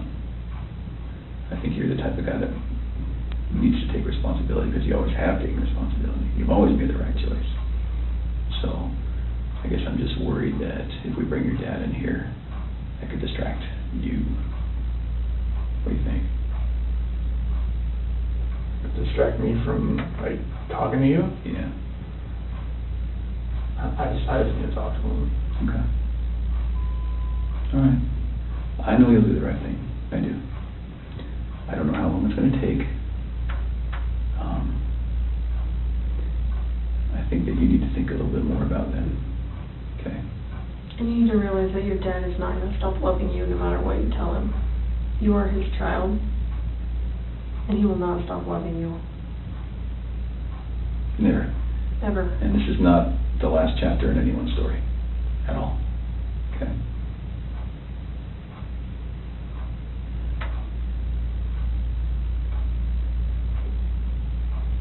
He's been here the whole time. You know, he didn't want to leave you. Have you ever seen, sometimes when an animal's owner dies, they stick around forever? I think that's your dad.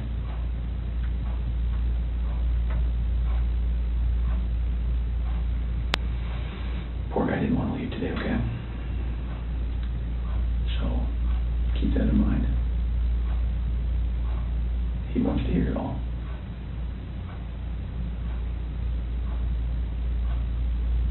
All right.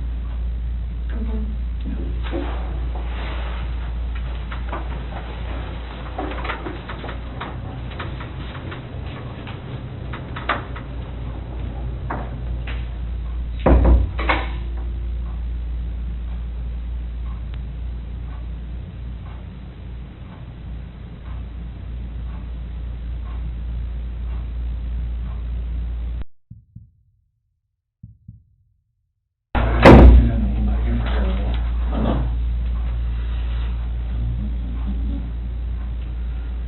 Tell us how long anything, or? And this, polygraph failed it. Failed it. Yeah, 'cause there's, There's too much emotions. so I mean, they're not gonna let me go.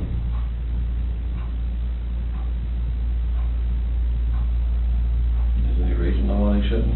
What's the name? They know I had an affair.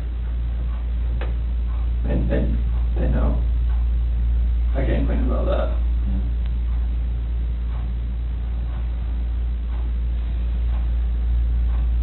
They know you had an affair. Mm-hmm. Is there anything else you want to tell me, what's going on, or what happened, or anything, or you know anything about? When we had that conversation that morning, it was, it was emotional, it was, told her about separation and everything like that. Mm-hmm. And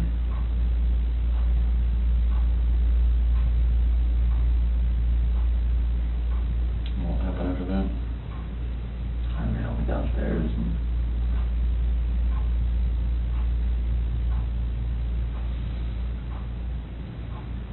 I don't want to protect her. What? I don't want to protect her. You don't want to protect her? I don't know what else to say. What happened? Huh? She hurt him? Yeah. And then I freaked out. What now? I freaked out and I hurt her. You hurt her? Did they leave after that, or what? So she started hurting the kids. They were.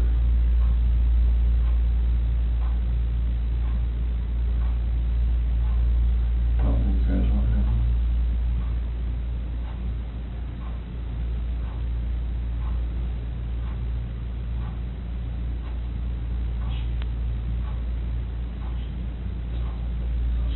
What? She smelled it. Or choking. No.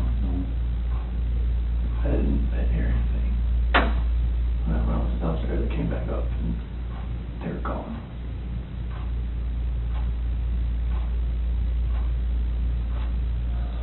I don't know, like me talking to her about that. Talking to her about separation and everything, about, She lost it. I don't know, like, what else to say, like,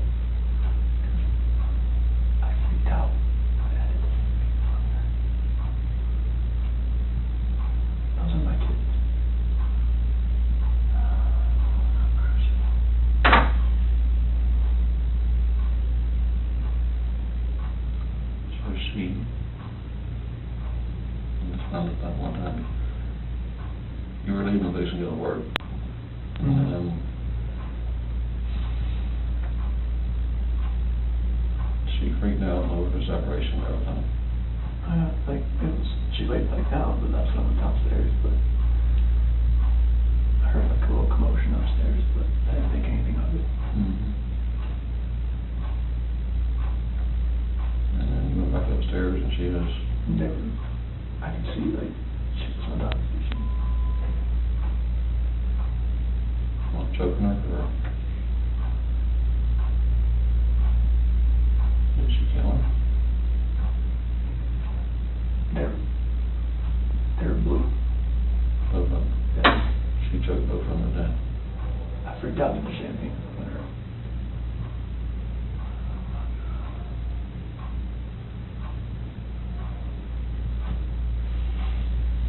I don't want to say it though. No, just,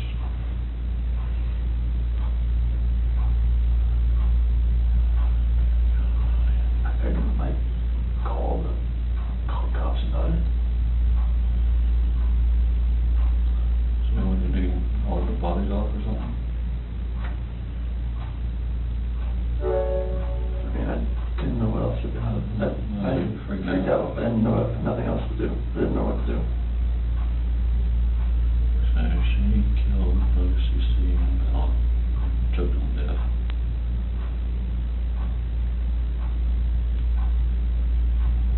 You lost it and choke her or? That's just rage. I hadn't.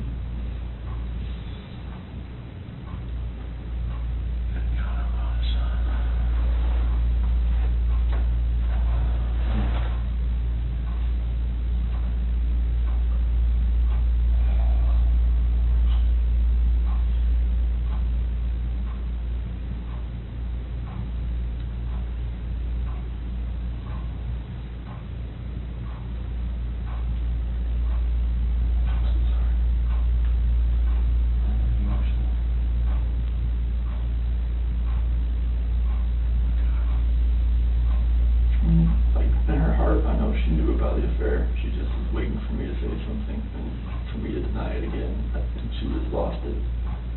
That's when she went off and told her about it. And that's when the crying, like, happened. And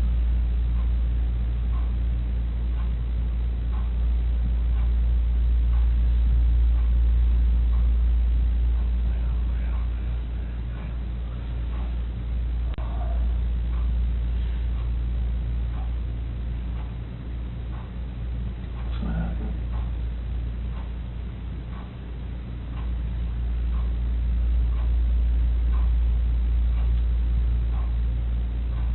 She lost it when we told her about her confirming the affair. I didn't tell her how long, she just knew. She just knew. I could deny it all I want, she just knew.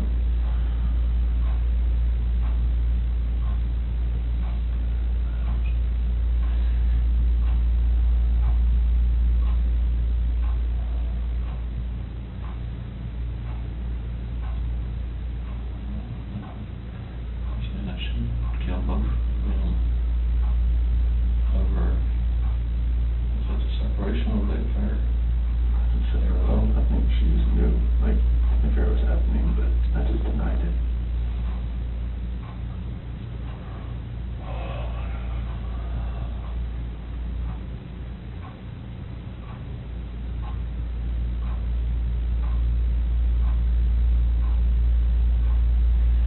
But you told her before, that separation. But, you know, she was hoping we'd go to counseling.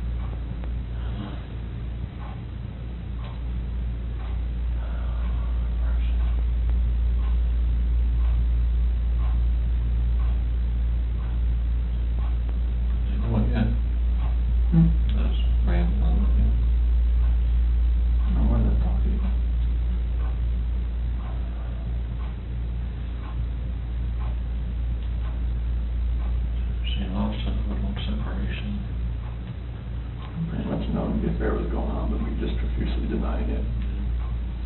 I never did. I mean, totally, she more or less knew something was going on. She actually killed both her children.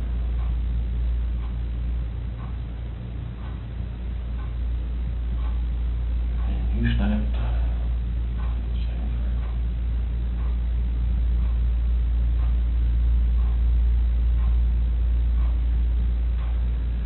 Well, you find a lawyer. See what you can do. Next rage. She didn't kill nothing. What's that? Woman. Is it okay? You sure? No, it's not.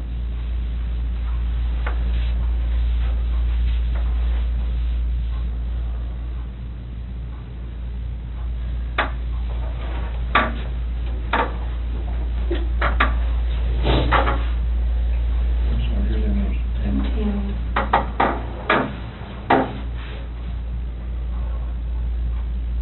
Chris, help us work through this with you, okay?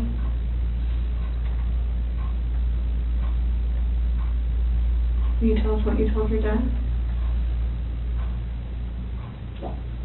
After that conversation, Take water up there, son. no, it's fine. Yeah. After that conversation we had, and she accused me of the affair, she, in her heart, she knew what was going on. And she knew about the dinner the other night. It was too much for just me. She knew about what now? When I told her I went to a Rockies game, I went out to bed.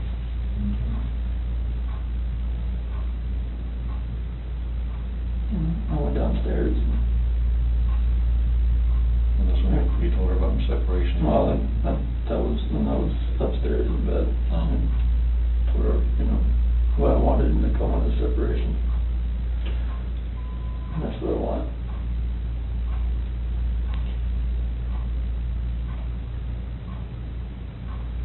What happened after that? I went downstairs and started packing up a few things. And I heard a couple things upstairs, but I didn't think anything of it. I continued to just, my own thing and get ready to get everything packed up.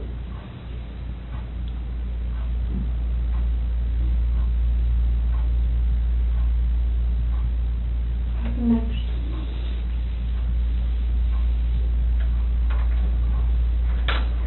I went upstairs and I was going to talk to her again. And I saw on the monitor, Bella's covers were like pulled off and she was just laying there. She was just hot.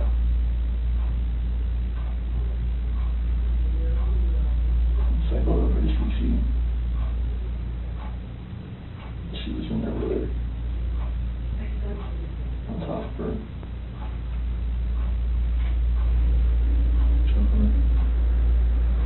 Freaked out. I ran in there and got on top of her.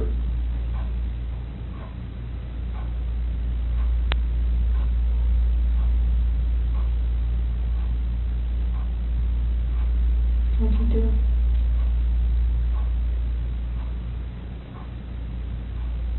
She blew.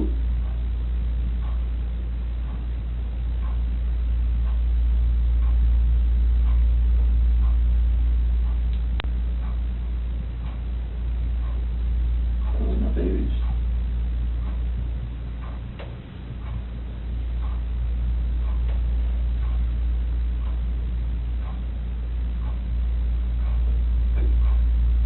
Those are my kids.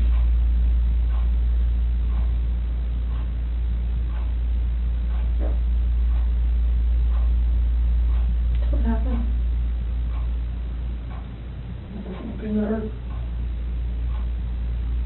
Solution?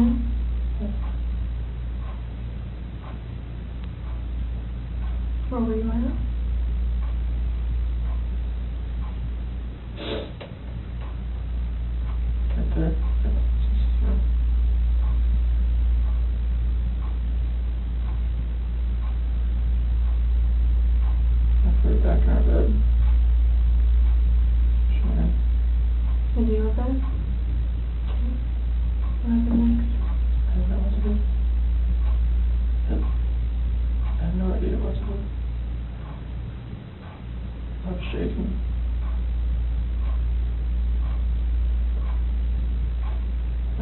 kids were blue and they're gone.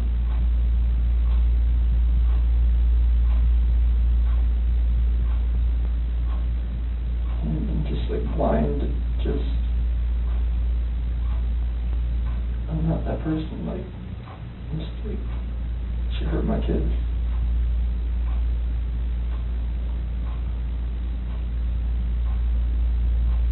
Like I did the same thing to her.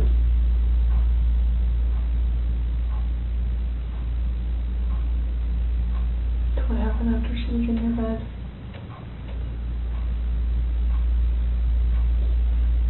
And there, I didn't know what to do. It was, pull the sheets back and cover her up.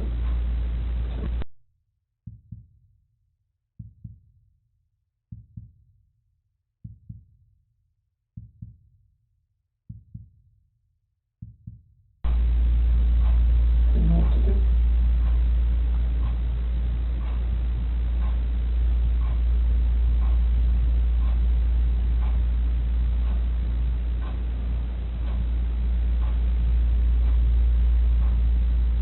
Where are they now?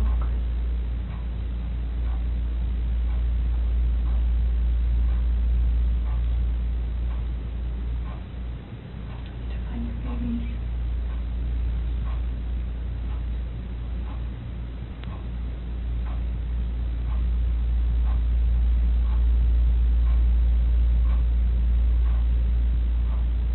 Did the hard part. All you have left is you tell us where they're at. We can help you get them out of the cold. They're gone. There's no bringing them back. Well, where are they?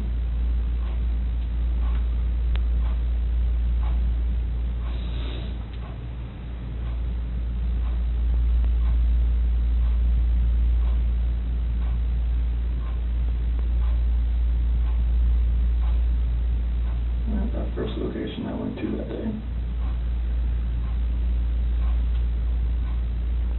Where at?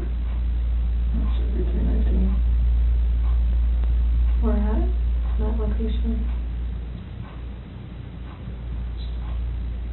Right there off the site. Right there. How did you pick that site? First site I was supposed to take them there. So where would we find them there?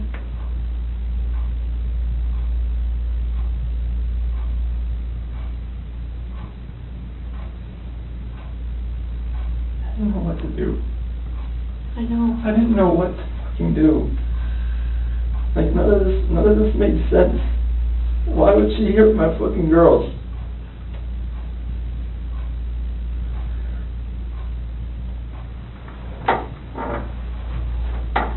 So Chris, are they in something? Are they under the ground? Like, where would you find them? You take us out there? There's no way I want to go out there. I mean, I will if you want me to. I don't want to go. What if you and me and your dad just drove by and you could just say, right there, we could help you just get him out of the cold, you know, take care of him for the last time.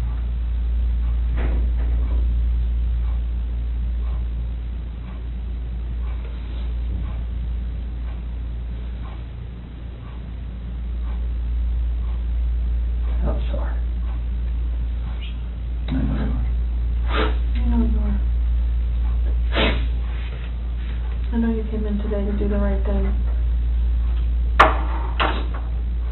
You didn't have to come in. You came in all on your own.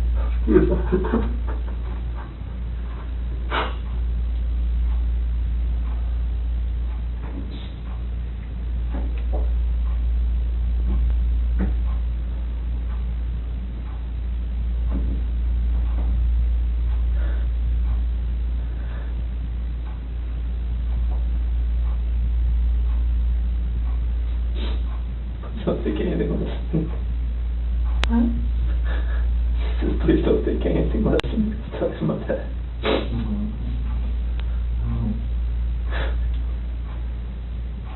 Are they all three out there, Chris? Yes. Okay. What's she doing to Cece? She's just on top of her. My hands around. Hands around what? Her neck. You saw it? I saw it on the monitor. Okay. And that's why I ran in there. What'd she say? Threw her off and saw Cece was already blue. It's not moving. And just that blind rage, I just did the same thing to her.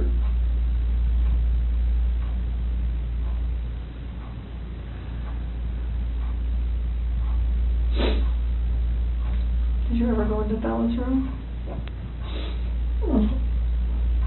As I put Jeanette back in, that's no, when I saw her on the monitor, the way she was laying, the bed just sprawled out.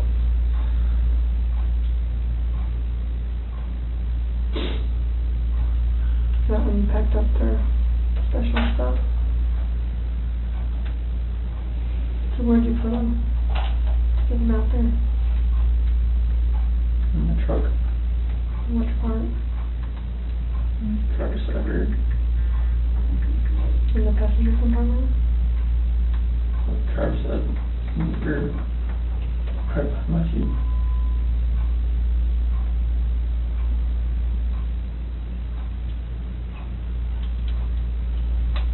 What were you thinking on the way out there? There's, and the babies are gone. And I put my hands around my wife's neck and did that same thing.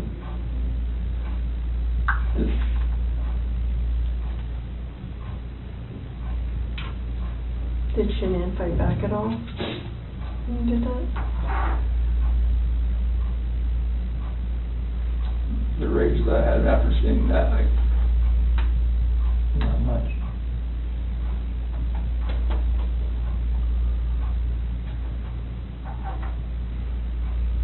How do you know Shanann was dead? Smooth.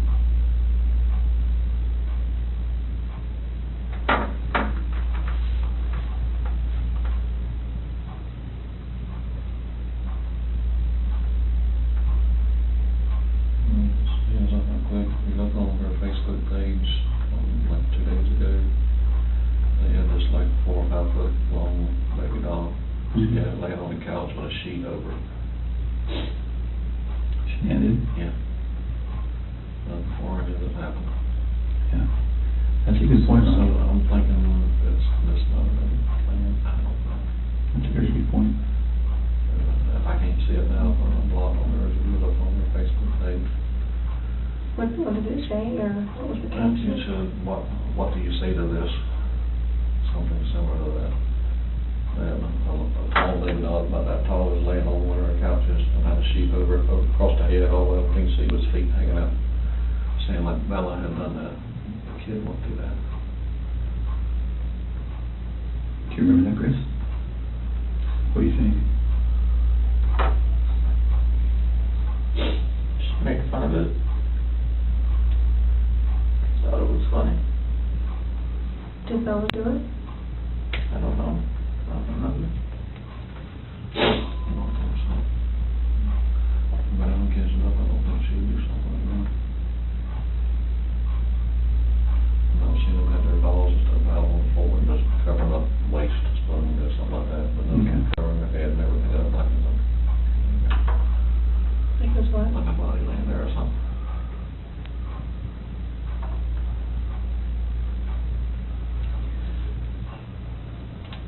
It sounds like kind of, I'm sorry, I lied to you.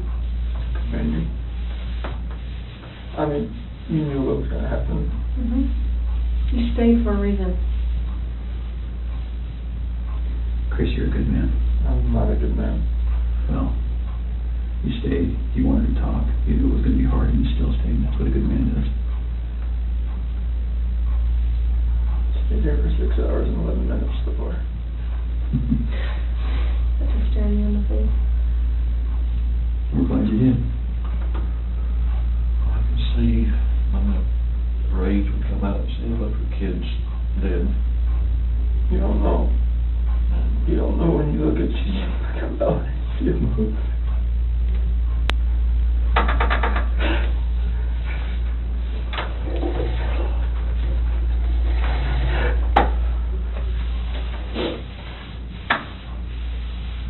I told you your dad still loves you, no matter what. How could you let someone kiss the boy?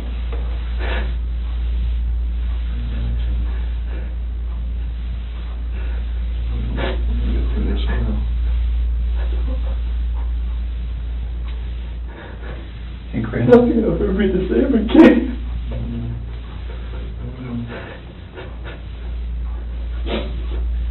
When you came in, was your wife on top of her right when you came in?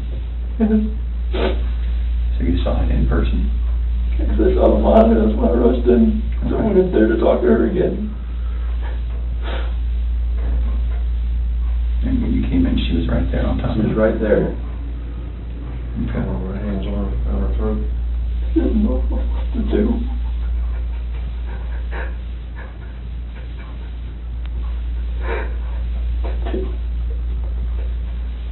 Were you trying to save Cece?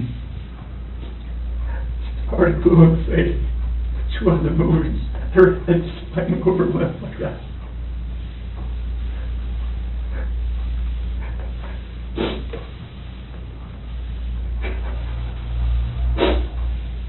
So where did you put them out there? Chris, that's really important.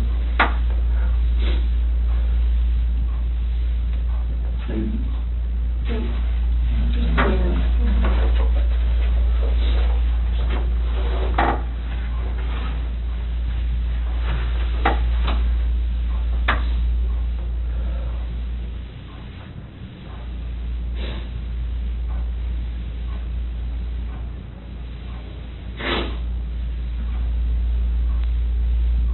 Are they down in something? Are they under something? In something? I didn't know what else to do. I know, so tell me what you did. I know, I didn't know what else to do. I was so scared. I know. It's like, my wife just did this, and I just did that. What do I do? Right. Or anything that I would do from them was just going to be just insensitive and just a horrible thing. You were in a tough spot. I mean, what can you do, right? Sometimes your body just kind of takes over and...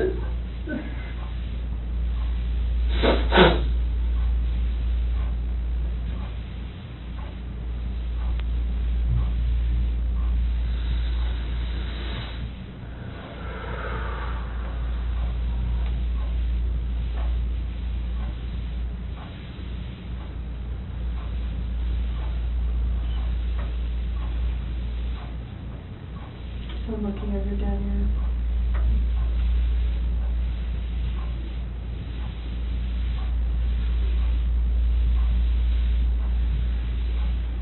Can you show us? I'm there. What's going to happen? We're going to help him get out of there. Do you Like, prefer, what? would you prefer that one of your coworkers? Oh my God, no. Okay. I cannot have that.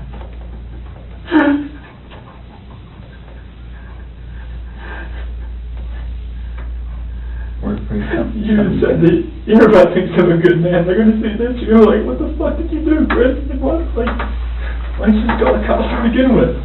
Well, they weren't in your shoes, they don't know. I don't. They weren't living your life. I know, but still, it's like, People are I gonna can judge never, you a like, lot. We'll just go little steps at a time. How about that? I can't have anybody show you out there, let anybody, no coworkers, please. Okay.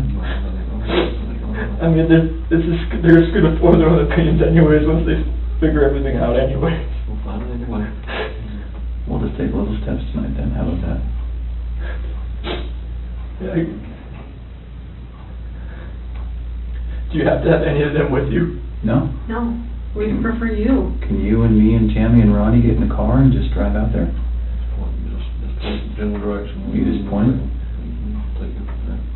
Chris, I know they're gone, but they're still your babies, and you're still their dad. You don't want them out there. I don't want them out there. And you don't want someone else to find that out there. You don't, I promise you.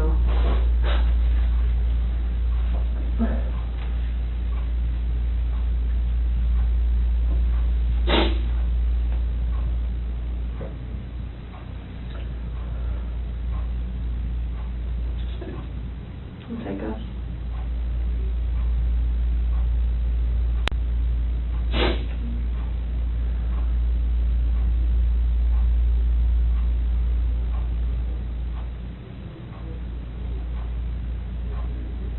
You give us a second so we can kind of get some things arranged to do that. Ronnie, do you mind staying in here with him?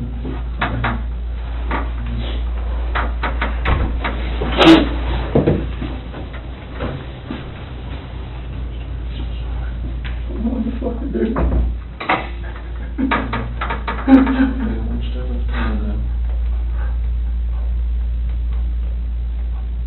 This is just fucking horrible.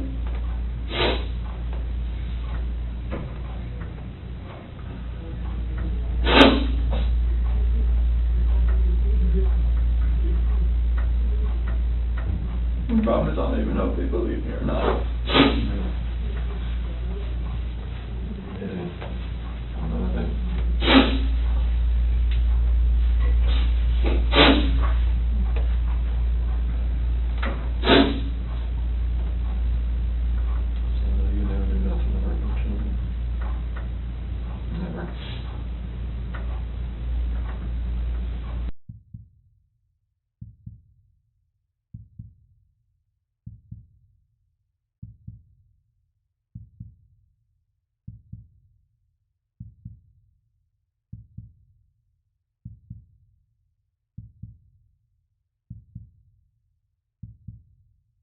Yes.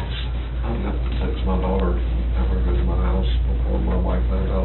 This ain't gonna be on the news anytime soon, or is it? No, not tonight. I can't imagine it's not now. I mean, I don't really have much say in that, but I can't see that. Do you want me to take you out to the lobby and you can go to the bathroom and then text your wife and stuff, talk to them? You might wanna go outside. Yeah, I'm gonna go outside. Just watch the press people around. Yeah, I'll see if anyone's out there while I go. You want your water, you want to take your water with you? Yeah. We're gonna try to do our best to make sure that we, we don't stand to gain anything by broadcasting any of this. That's not what law enforcement is ever really about. So we're gonna try our best to handle that as discreetly as possible, but they're pretty good at what they do too. So I'm not from, I'm not from around here neither, are you? I've only been here 2 years. Okay. Yeah. I'm gonna find a lawyer or something for, not a public defender, but somebody else. We can talk about We'll that. talk about that later. Yeah. Get your phone. Got it, okay. Let's go this way. All right, we'll stop.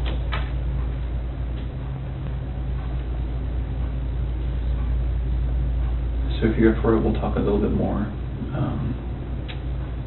I think we have a picture of, is it Survey 319? I think we have a picture. Kind of walk you through that. I'm sure you have a ton of questions for us about, how your night, month, and weekend's gonna look. So Tammy, I was just telling him, I wanted to show him that picture. Yeah. And then we're gonna talk a little bit about how the rest of the night's gonna go. That looks familiar to you? What is that? It's the PRC Survey 319. Okay. Whereabouts? Just Shanann and the girls? How old is this picture? Today. That's today.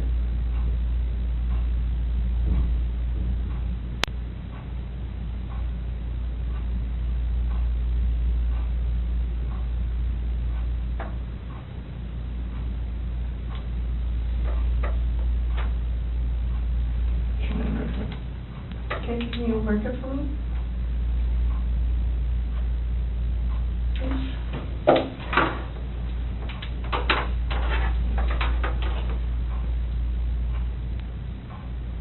I think it's the paper, it's just gonna be the S for Shanann, okay, and where are the girls at? Here. In these? Mm-hmm. So which one is, do you know which one?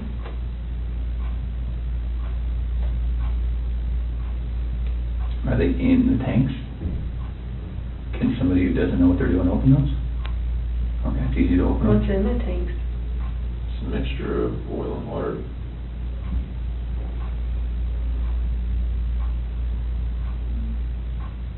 There was a sheet found down here? Mm-hmm.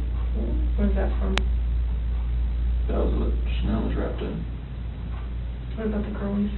What were they wrapped in? Just in their pajamas? Not with their blankets or anything? Where did their blankets and toys and stuff go? Probably flew away in the wind or something right here. Where did you set them or put them? It was right here with that.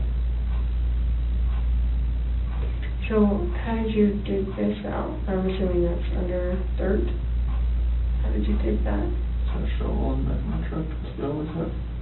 It's like a work shovel? Is it still there?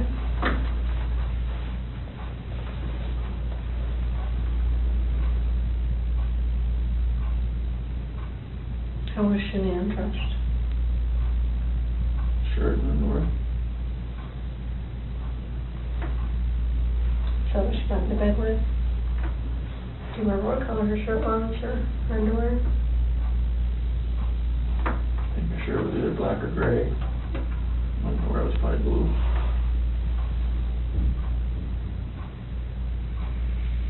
How much time passed, do you think, from the time that she was back in the bed until you put them in the truck?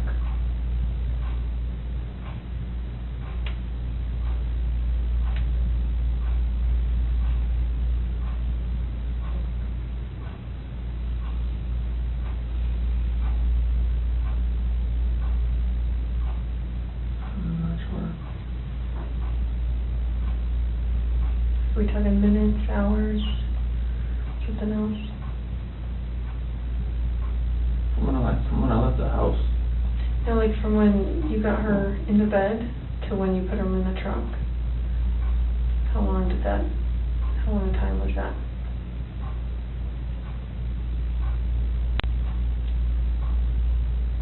So like from when pushing her in my truck, from the bed to the truck. Yeah, from your master bed to the truck, yeah. Minutes. Okay. Are you talking about covering her up or something? Yeah. And the sheet.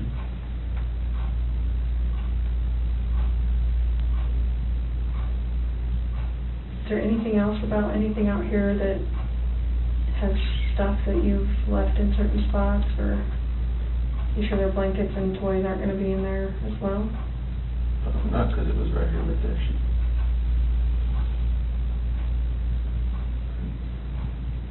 Can you do me a huge favor and just write your name on the bottom? Just so I know that we didn't make those marks.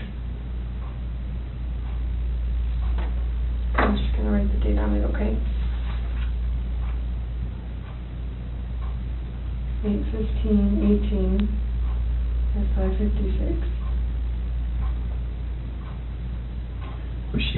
Was your wife wearing any shorts or pants or anything, just under? Okay. Do you remember what they looked like? Blue. Okay. Okay. And the girls, do you remember what their pajamas were? They're both nightgowns. Okay. Celeste, I think, was that pink one with the like birds on it. Okay. I think Bella's was, yeah, her unicorn or believe on it or something. Okay. So it sounds like, it feels like to me, now we know pretty well how to go get them. Is there anything else we need to know?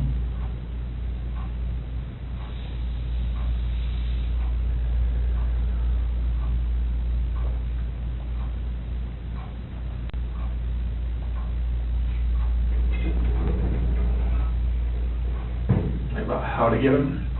Yeah. Does someone have to climb up to the top and unscrew something and then lower something down to get them?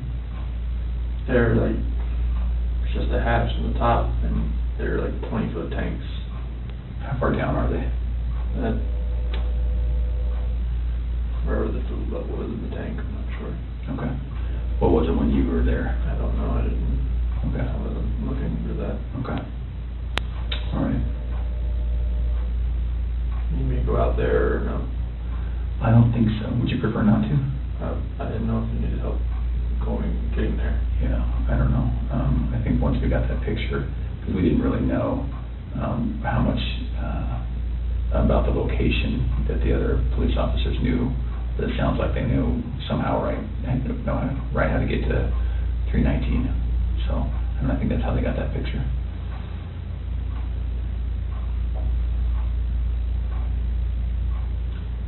Does your nanny cam? Do you have a nanny cam, right? It's a monitor. Baby monitor. Is it a video one? It's like it cycles back and forth Between what? Bella and Cece's room. Oh, okay. Okay. Is there any chance it records? No? Okay. I'm just wondering, what do you think ultimately made Shanann snap? Just knowing that I had an affair, and she knew, she just needed me to admit it, and I wouldn't admit it. Yeah. Okay. So we just started talking about, I asked him if there's any chance that the nanny cam could have recorded Shanann doing what she did. And then we were just getting into, what Chris thinks about why she snapped. He's just saying, distress from knowing about the other girl. Knowing, but she didn't really know, right? I mean, In her heart, she knew. She just wanted me to admit it.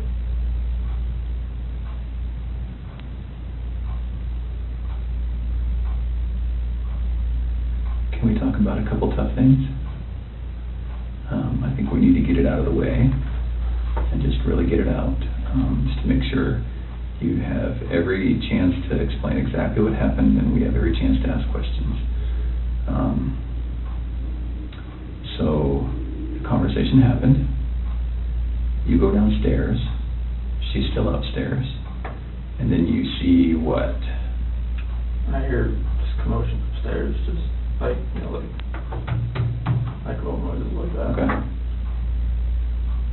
didn't think anything of it.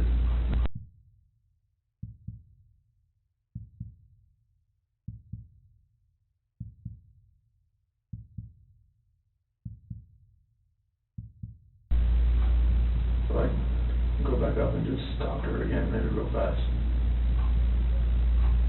And go into their room, her master bedroom. She wasn't in there.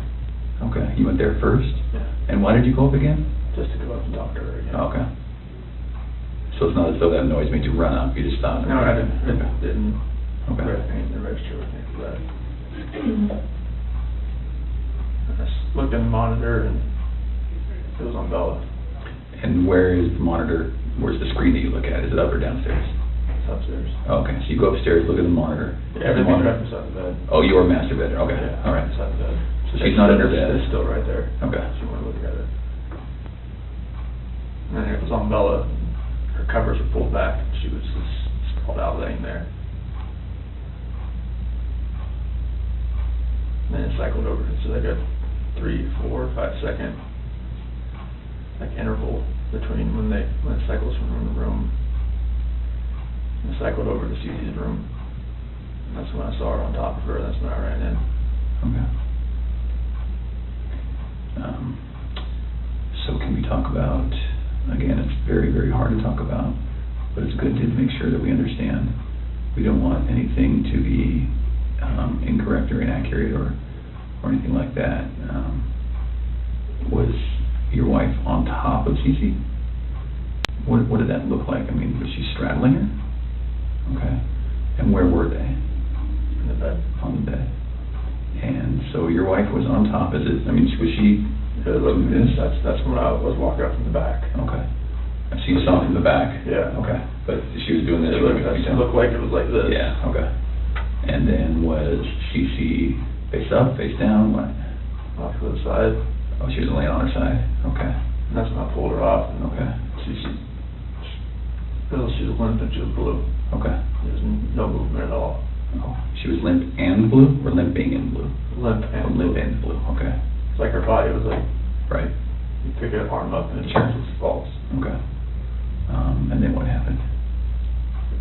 I looked at her and I just got on top of her and You got on top of Shanann? did the same thing. Okay. Did you have to knock her down? No. She was already on the ground? I just pulled her off on the bed and Oh, kind of one movement? Yeah. Okay, so it's not as though you I didn't pulled her off? No, like I went up, pulled her down and Okay. did that. I didn't know, I lost it Sure. So Okay. Shanann was laying on the ground? on the bed. On the bed? Yeah, like when she was on top of me, I saw what was happening. Oh. I pulled her, went down on How the big bed. is the bed? What kind of, what size is it? Full, clean, you know? I think it's it's probably a queen of some sort. Okay. I have a picture of it somewhere, I think.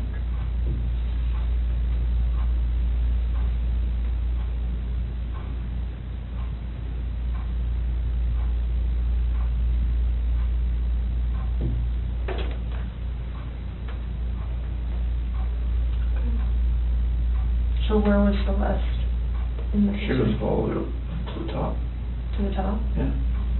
And I went in and pulled Shanann down, it was crossways. Like, So she was laying laying this this way, as I was.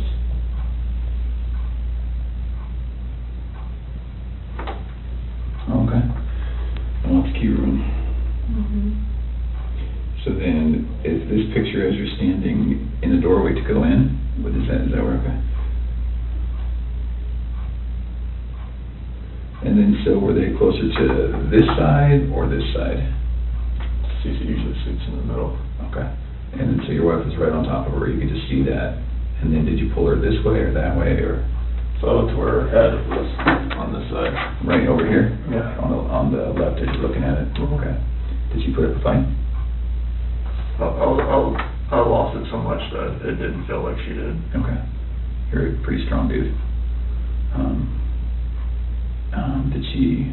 Was she yelling? Was she screaming? Was she talking? Was she scratching you? Nothing? I didn't feel, I just felt such anger that nothing, I didn't feel anything. Okay. All right. Like if she did, nothing's on me. Was it quick? Was it slow? Was it? I was so numb, it felt like it was over. Fast? Over fast? Okay. Felt like Is it possible her neck's broken? no, so. Okay. I've never broken a bone, so I don't know. Okay. All right. Was it a choke like this, or was it like a headlock? A choke. Okay. All right. Can you put your hands out like you had your hands? Like that. Like that? All right. And your wife, you saw her with one hand or two hands? I just kind of from the back, I couldn't really like tell. I don't know, she was on top of her. And the monitor's not like color, it's black and white.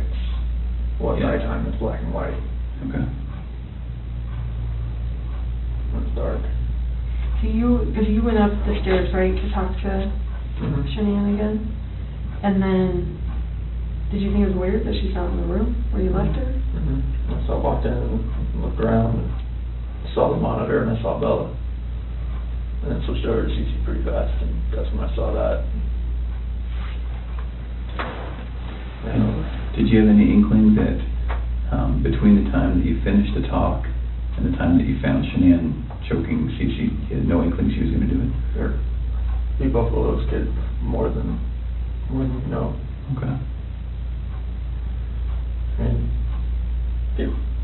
people in my family have always said she's unstable. My friends have said she's unstable, but I never would have thought in a million fucking years. Who says she's unstable? My family, my friend Mark, people that have seen her around me. I don't Why have a did- bad picture of her. Well, it doesn't look good, I'm not gonna lie. Looks actually pretty bad. is it possible that when we get these girls, you know, Bella, Cece, and Shanann, is it possible when we get them that we're going to see anything other than the cause of death being her hands? No. Okay. And what I mean by that, and I should be very clear, is that it's some of it's hard to believe that your wife did it, right? You can imagine that. Okay. So is it possible that maybe she did one, and then you got Shanann, so you did to Shanann what she did to one of your daughters, and then you had to just do it to the other one? Okay. So is that's not what happened? No. Okay. Is it possible that, is there any other way where we might see your hands on the girl's neck? No, Lord, no. Okay. And you know what I mean? Because when we find their little bodies, no. we're going to see the diameter of someone's hand and someone's fingers, right? So is it at all possible we're going to see yours? Okay. No. All right. And I know it's hard, and I know you're probably getting angry at my question, but we have to ask. Okay.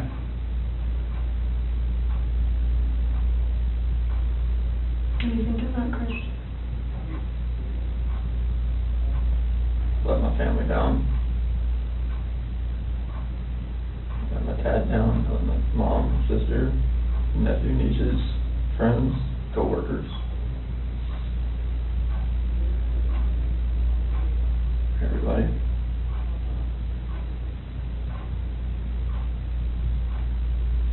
Can I ask you another tough question? And just get it all on the table.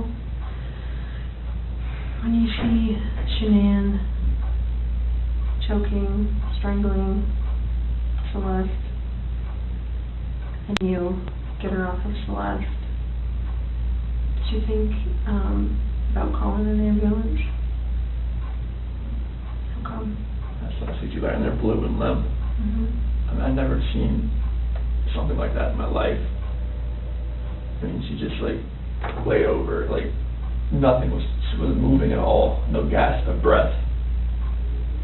So, She was totally just blue.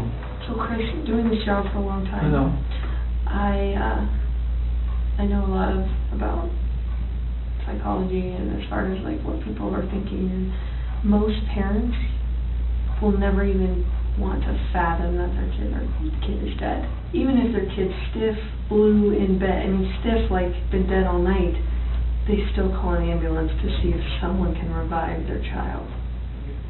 And when the ambulance gets there and they're like, gosh, their kid's been dead all night, like there's nothing we can do. The parent's like, why are you not doing something? What are you talking about? So that's what we're used to. So that's why I want you to explain to me like what was going on in your head and. The rage I felt for what she did, it just took over.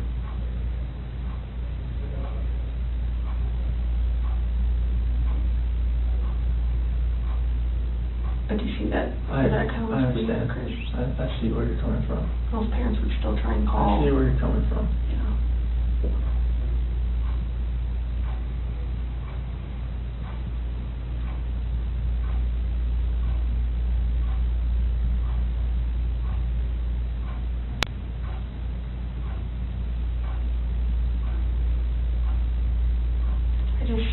I would hate for Shanann to get a bad rap if she didn't have anything to do with it. You know, it's not fair. I know. It's not fair. Like, enough bad stuff has happened. I know. Like, we need to stop the bad stuff from happening. So, do you want to tell us the truth? That is the truth. Did not hurt this girl.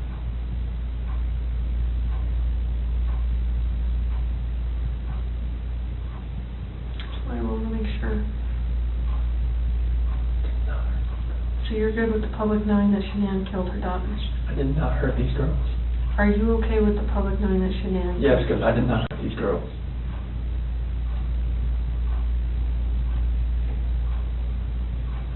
Chris, I'm not sure I believe you.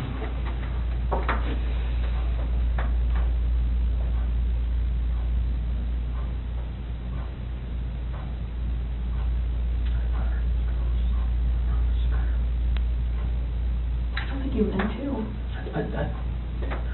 I don't think you meant to. I didn't hurt them. You didn't save them either. You know? I know that. I know that. So that doesn't make sense either. None of this makes sense. Nothing like why she would be there. None of this makes sense.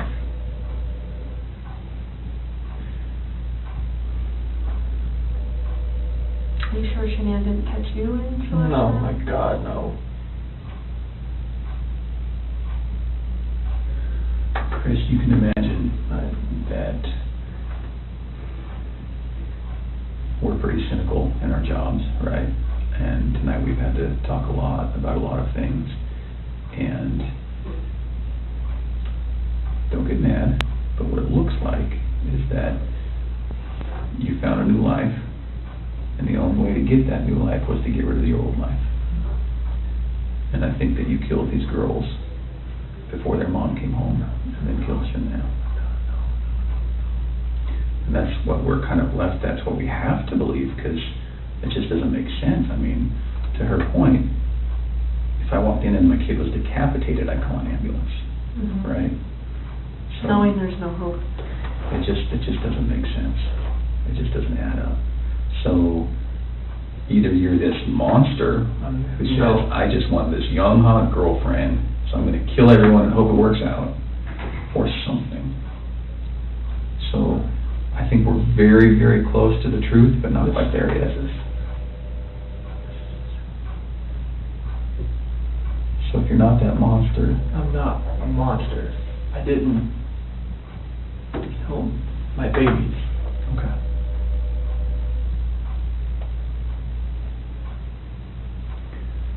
So, tell us what actually happened. I told you what happened. I know, but, you know, we're getting later into the day. We've done this a few times, and we talk, then we show you a little bit of what we're working with, some evidence and facts that we know, and then we kind of get our way to the truth. Just the truth. Okay. Everything I've told you. Truth. So what's going to happen when their cause of death comes back to you, for the girls? It's not going to. Okay. You sure? I'm 100% positive it's not going to come back to me. Who's it going to come back to? Shanann was on top of Cece. Okay. What do you want me to say? I just want the truth. That is the truth. And then what about Bella? Bella was laid out, sprawled on her bed. Okay. And I saw Shanann on top of Cece, so I ran in there. Okay. And what happens when a coroner looks and says, sees your fingerprints on her neck? It's not going to be my fingerprints. Okay. What is it going to be? It's going to be Shanann's. Are you sure? Well, we don't know about Bella, right? But We don't know about Bella. Bella, it's just, I didn't see Shanann on top of her. Okay. That's the commotion I heard upstairs. Yeah. I'm assuming. Okay. Why take their bodies out of the house and bury them? I was scared. I didn't know what else to do. Okay. Nothing was gonna, I didn't know what to do. Yeah. I honestly didn't know what to do. Scared of what? Scared of what everything was gonna look like. My two babies were gone, and I just did that to my wife. And I was the only one left in the house. What do you expect was gonna happen? Yeah. It did look bad, right?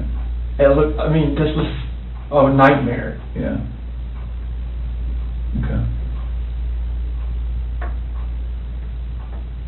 Just think as many problems as you've had with Shanann, at the end of the day, she seemed like she was a pretty good mom, right? I was a pretty good dad as well. You never really know a person until you don't know a person.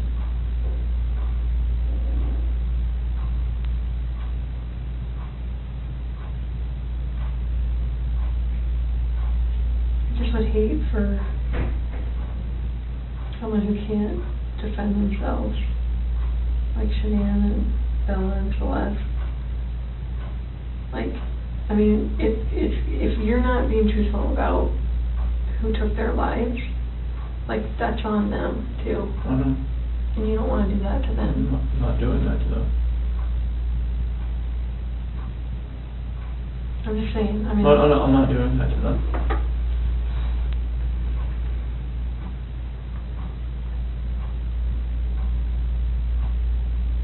I do think you were a good dad. I think Shanann was a good mom. I think you guys were doing everything you could possibly do for those girls. I mean, look at them. Why didn't you put Shanann in the tanks?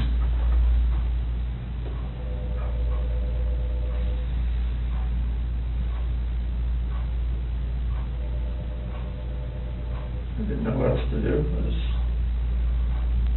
How far down is she? I don't know, like 2 feet maybe. How long did it take you to dig that? No. Give me an idea. 20, 30 minutes.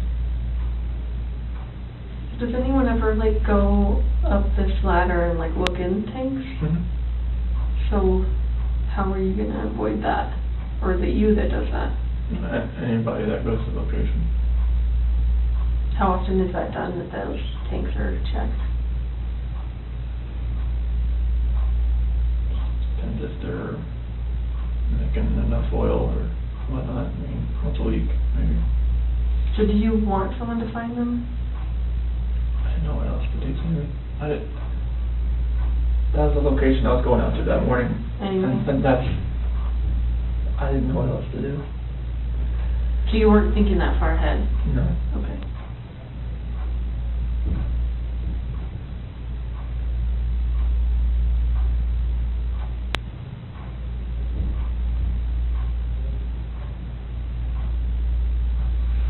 Yesterday when you were talking,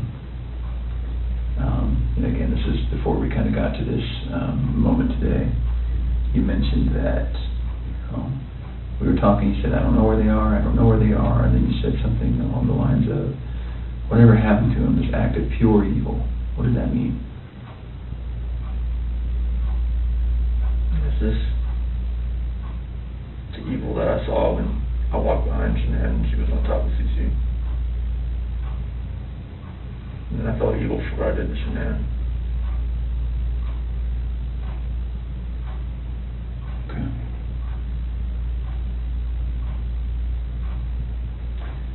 So, one other thing that doesn't make sense to me is, well, I don't know.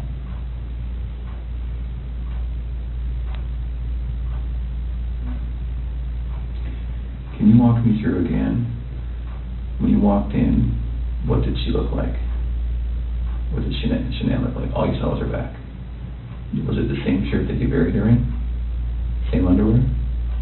And then was she wearing pajamas? Shanann? Yeah. No, that's what she sleeps in. Oh, she sleeps in her underwear. Okay, and no pajamas, no shorts, nothing like that. So then, when you grab her, just as is, that's how she gets to the truck, that's how she gets to the site. Okay.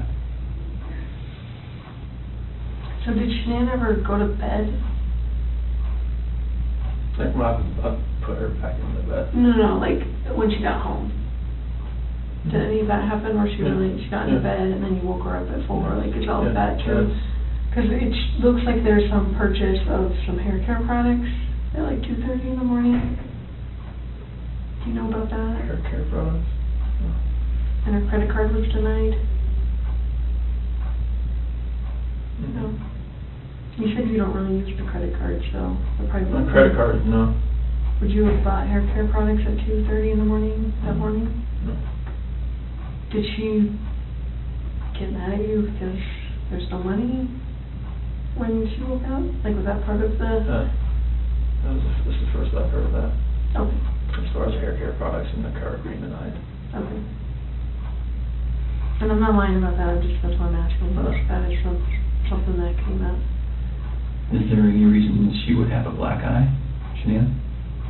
No.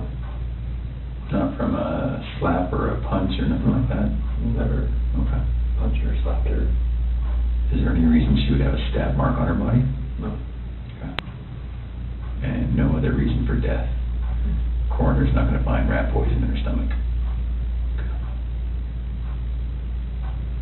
the only way that she died, she was living, breathing, and wasn't living, breathing after your hands on her neck. Okay.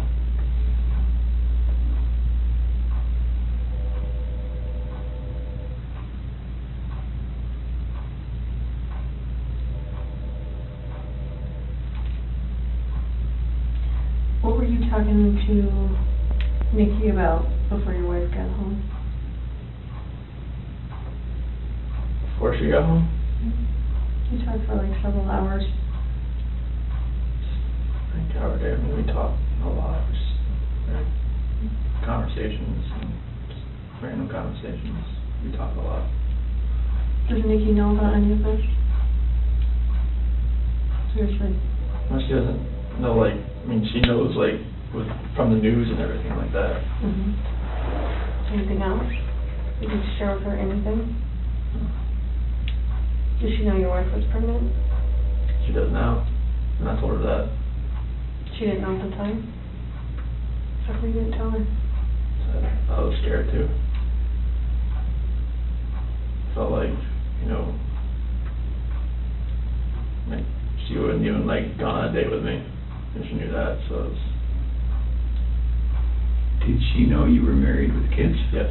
Okay, but just not pregnant? Yes. I told her that, you know, like, we had actively tried before we met. Oh, try to get pregnant? Okay. So she knew that. You can imagine that when we go talk to people going forward, everyone's going to try to distance themselves from any of this. Yes. And so if, what's going to happen when Nikki says, no, it was our plan to kill everyone and run off together? She's not gonna say that. Okay. We were gonna talk to her. Absolutely. We have to. So can we get ahead of that for you? Can we get all of that out right now? I mean, so are you sure she's not going to say, oh, I kind of knew he was going to kill him? No. She's not going to say that? No. Okay.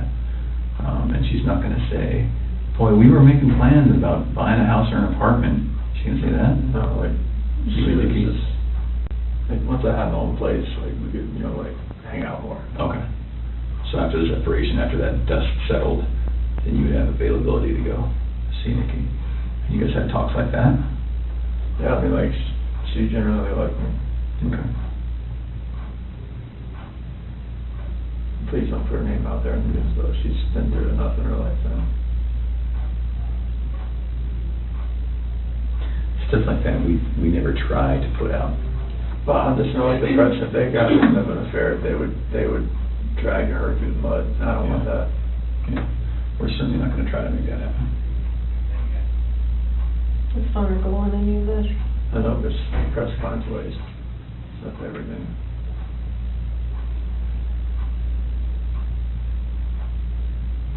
So what do you think about everything now?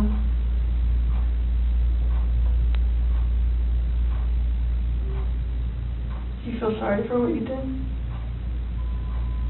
I wish I wouldn't have lost control and got on top of Shanae and did that. And then did that. What? Took him out to the well site? Yes.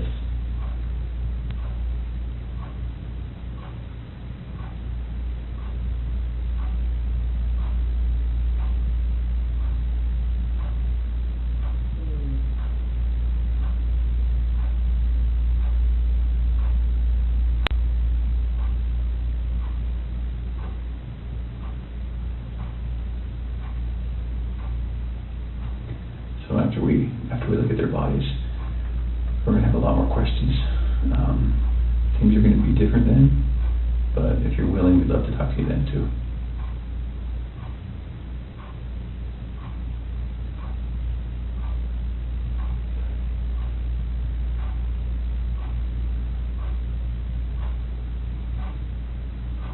You did really good today, Chris. Really good. I think you had about 24 hours of just a hellish nightmare thrust upon you, and you know, you certainly did what you did, but I think you took a lot of steps to make it better today. Sorry I lied to you last night, and sorry I lied to you today. not okay. I thought you were here for a reason. There's a reason why that I came in, because there's a reason why I didn't come in with a lawyer either, so it's like, and it's gonna happen, so. I appreciate that.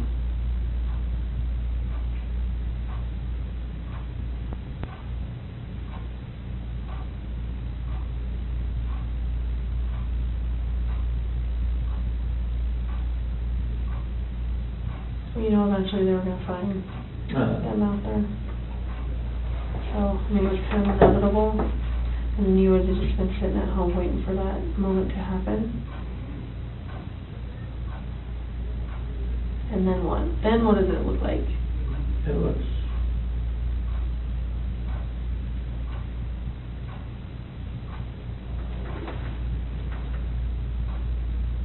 probably just,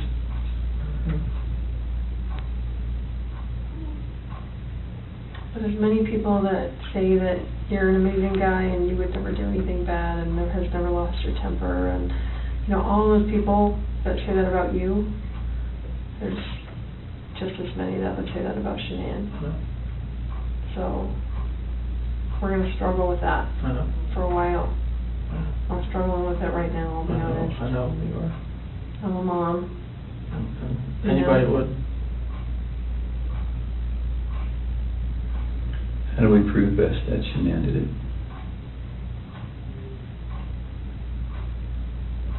Examine. Oh, yeah, I get that. It's the only thing. We're gonna see her hand marks. The hand marks are not there. Okay. But there are gonna be hand marks, like they weren't smothered, you think? I don't, shouldn't have been smothered, no. And Bella, I don't know, but she was on top of her, and her head was to the side. And there was no pillow on top of her. I didn't see you on the camera off. Didn't see one on top of her, no. Why were there sheets in the trash in the kitchen? Because those are the same ones out there. I didn't know what else to do. I knew eventually you're gonna find Shanann. I mean, you guys. So is she still wrapped in the sheet down in here? It was just laying off to the side, or maybe the wind took it. So it's right here now? Yeah. It was just next to the side? Like you didn't even try and hide that? I was so scared, I didn't know what to do. Okay. Did someone come up on you or something? No, I mean. Were you afraid they were gonna start showing up? I knew they were on their way out there, but I mean, it's a long way out there. So I know, and before I forget, I know that they collected a lot of electronics out of your house, like routers and that kind of stuff. Like that's not gonna show that she was using her phone, like, at a time that you said she was strangling the kids or something, right? Okay. What is the password to, like, all the electronics in your house? I know there was an iPad. iPad should be 2385. 2385. There's not one for the Apple Watches, is there? Should be 2385. Is that for yours too? 3387.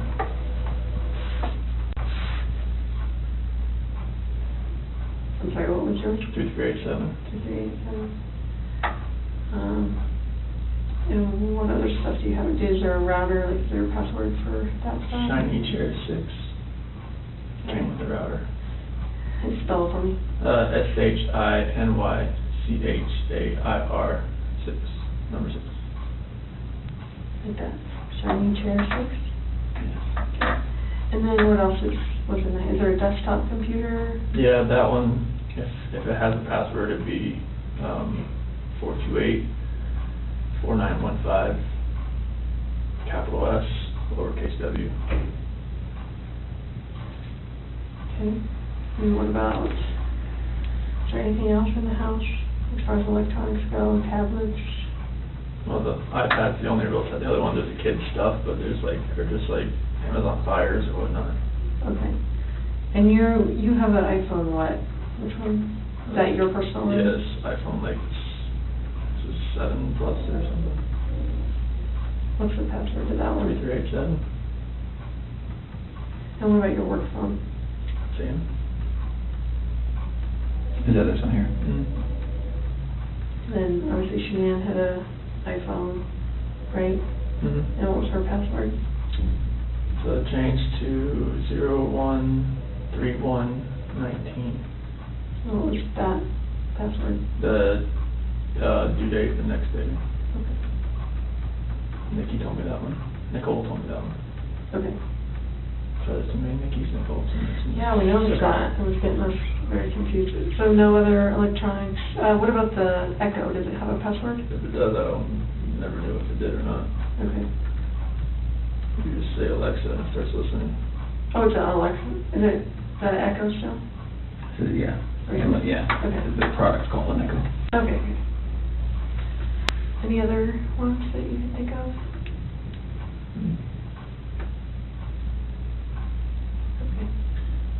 Where do you guys think? Chase and USA.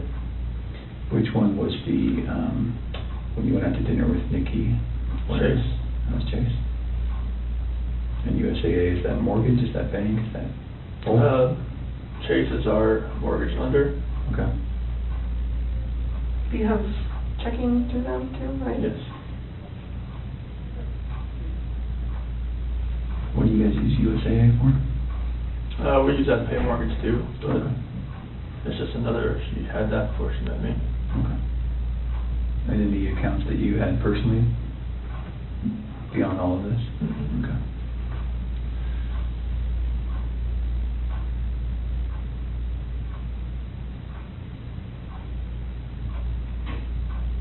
I was gonna ask you, like, it's all in a blank.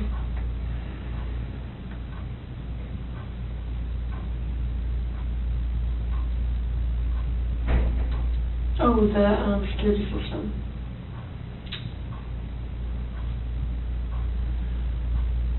There's Vivint, right? Vivint, yeah. Vivint? It's either gonna be 3387 or 2385. One of the two. And the passcode, like is Mustang for if you ever have to talk to them. Verbal passcode.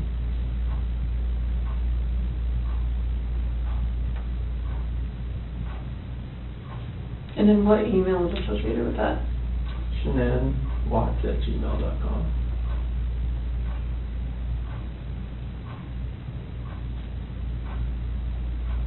Do you know her Gmail password? Could read that 428-1915. It's just any of her, if most of her passwords are that. Okay. Amazon, everything. And what is that? Is a phone number you said? Yeah. What phone number is that? Her ex-husband's mom. Okay, that's weird. You stick with the password. She just remembers it? Or she's had it that long? They were really good friends. Oh, okay. So she just kept it.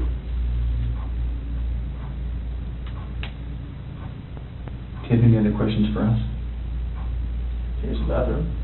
Yes. Of course. We do need to do one quick thing. Now that we know what we know, we're going to, I need to check that you don't have any weapons on you or anything like that. Do you have any weapons on you? No. Okay. We'll do that. We'll go to the bathroom. I'm not gonna go in the stall with you, but I'm gonna go with you.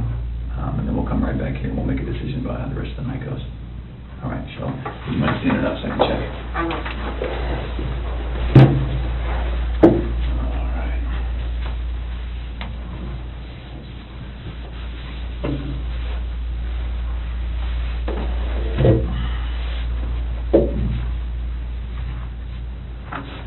All right, let's go to the bathroom. Okay, so leave this in there? Yes, please.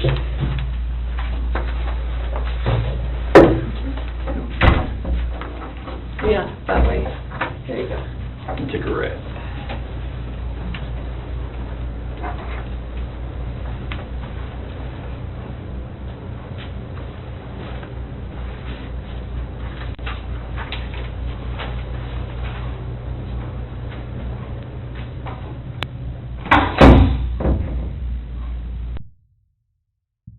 I'm gonna take it with me for now, though.